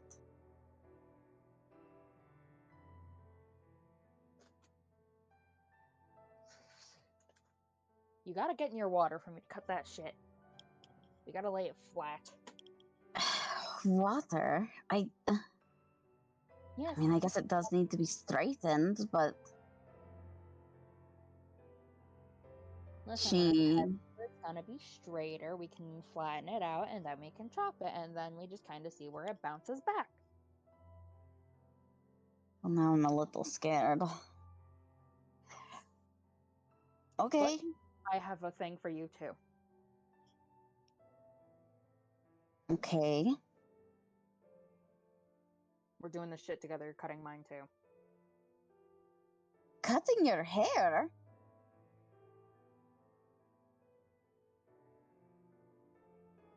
Yeah. You have luck. That's a different scenario.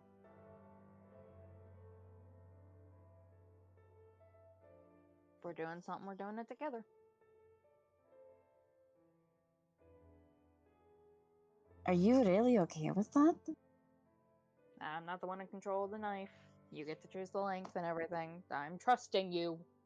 Insight.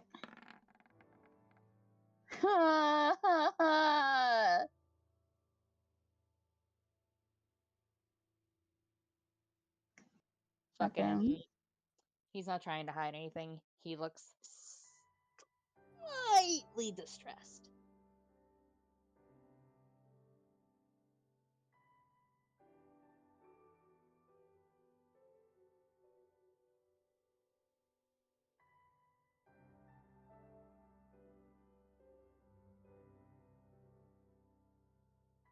You know, I don't trust you with it.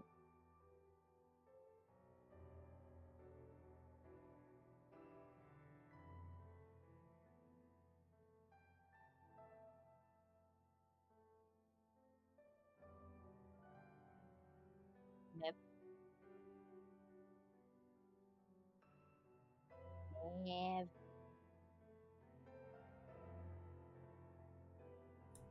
Oh, mic broke. It looks like. All right.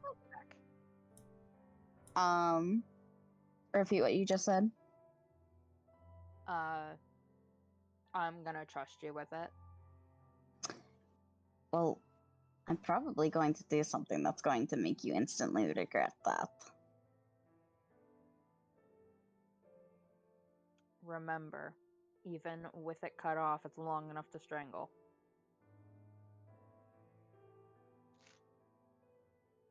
Is that the rule that you want me to go for?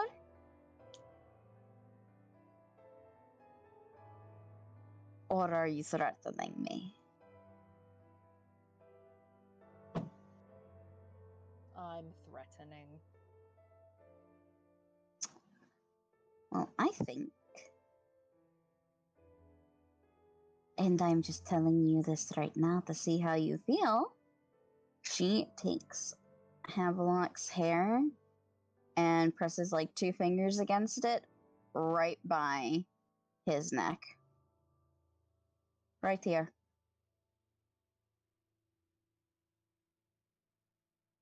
That's fine.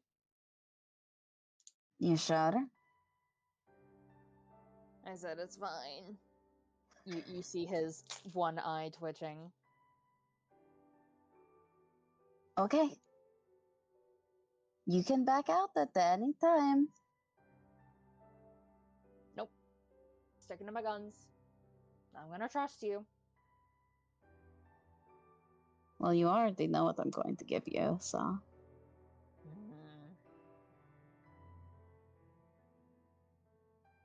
Yep. Alright. They're gonna go to the water and cut their hair. Alrighty. So, I know that you've said for Havelock, I assume like Havelock it's just above the shoulders, roughly. Yeah. Yeah. Fucking gives him a mom bob. And how much of Mev's hair is being cut? How much Havelock?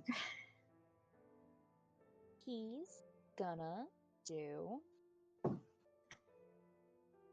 a little bit longer, like just slightly past her shoulder. Okay.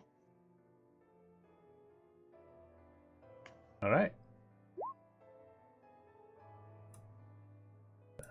We now have fucking bushels of Havelock and Mev hair.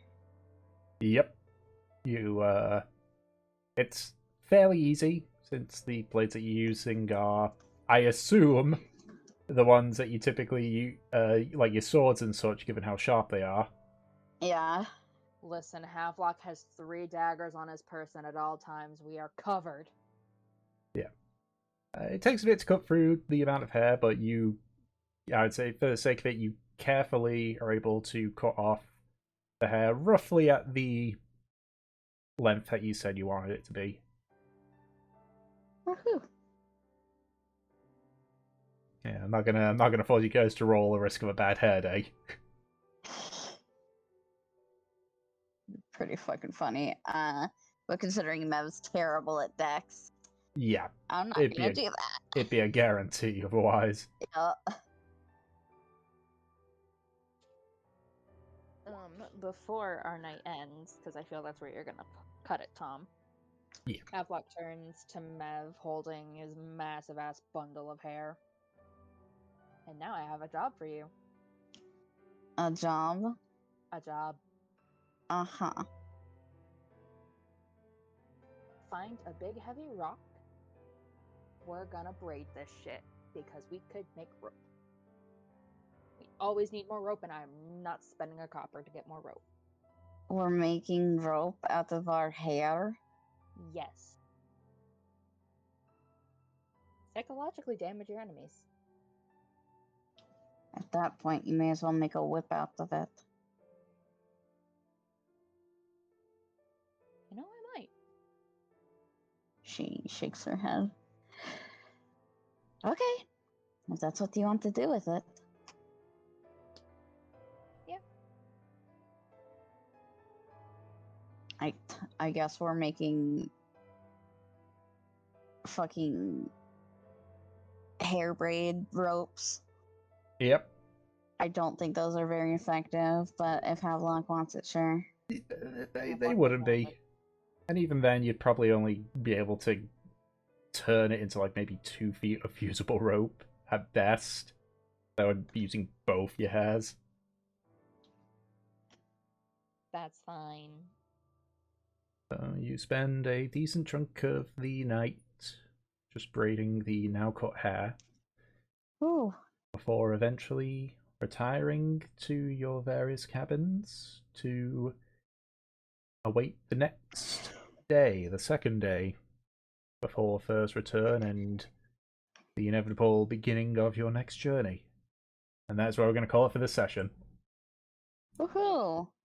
Ooh. Fucking a crime took place today.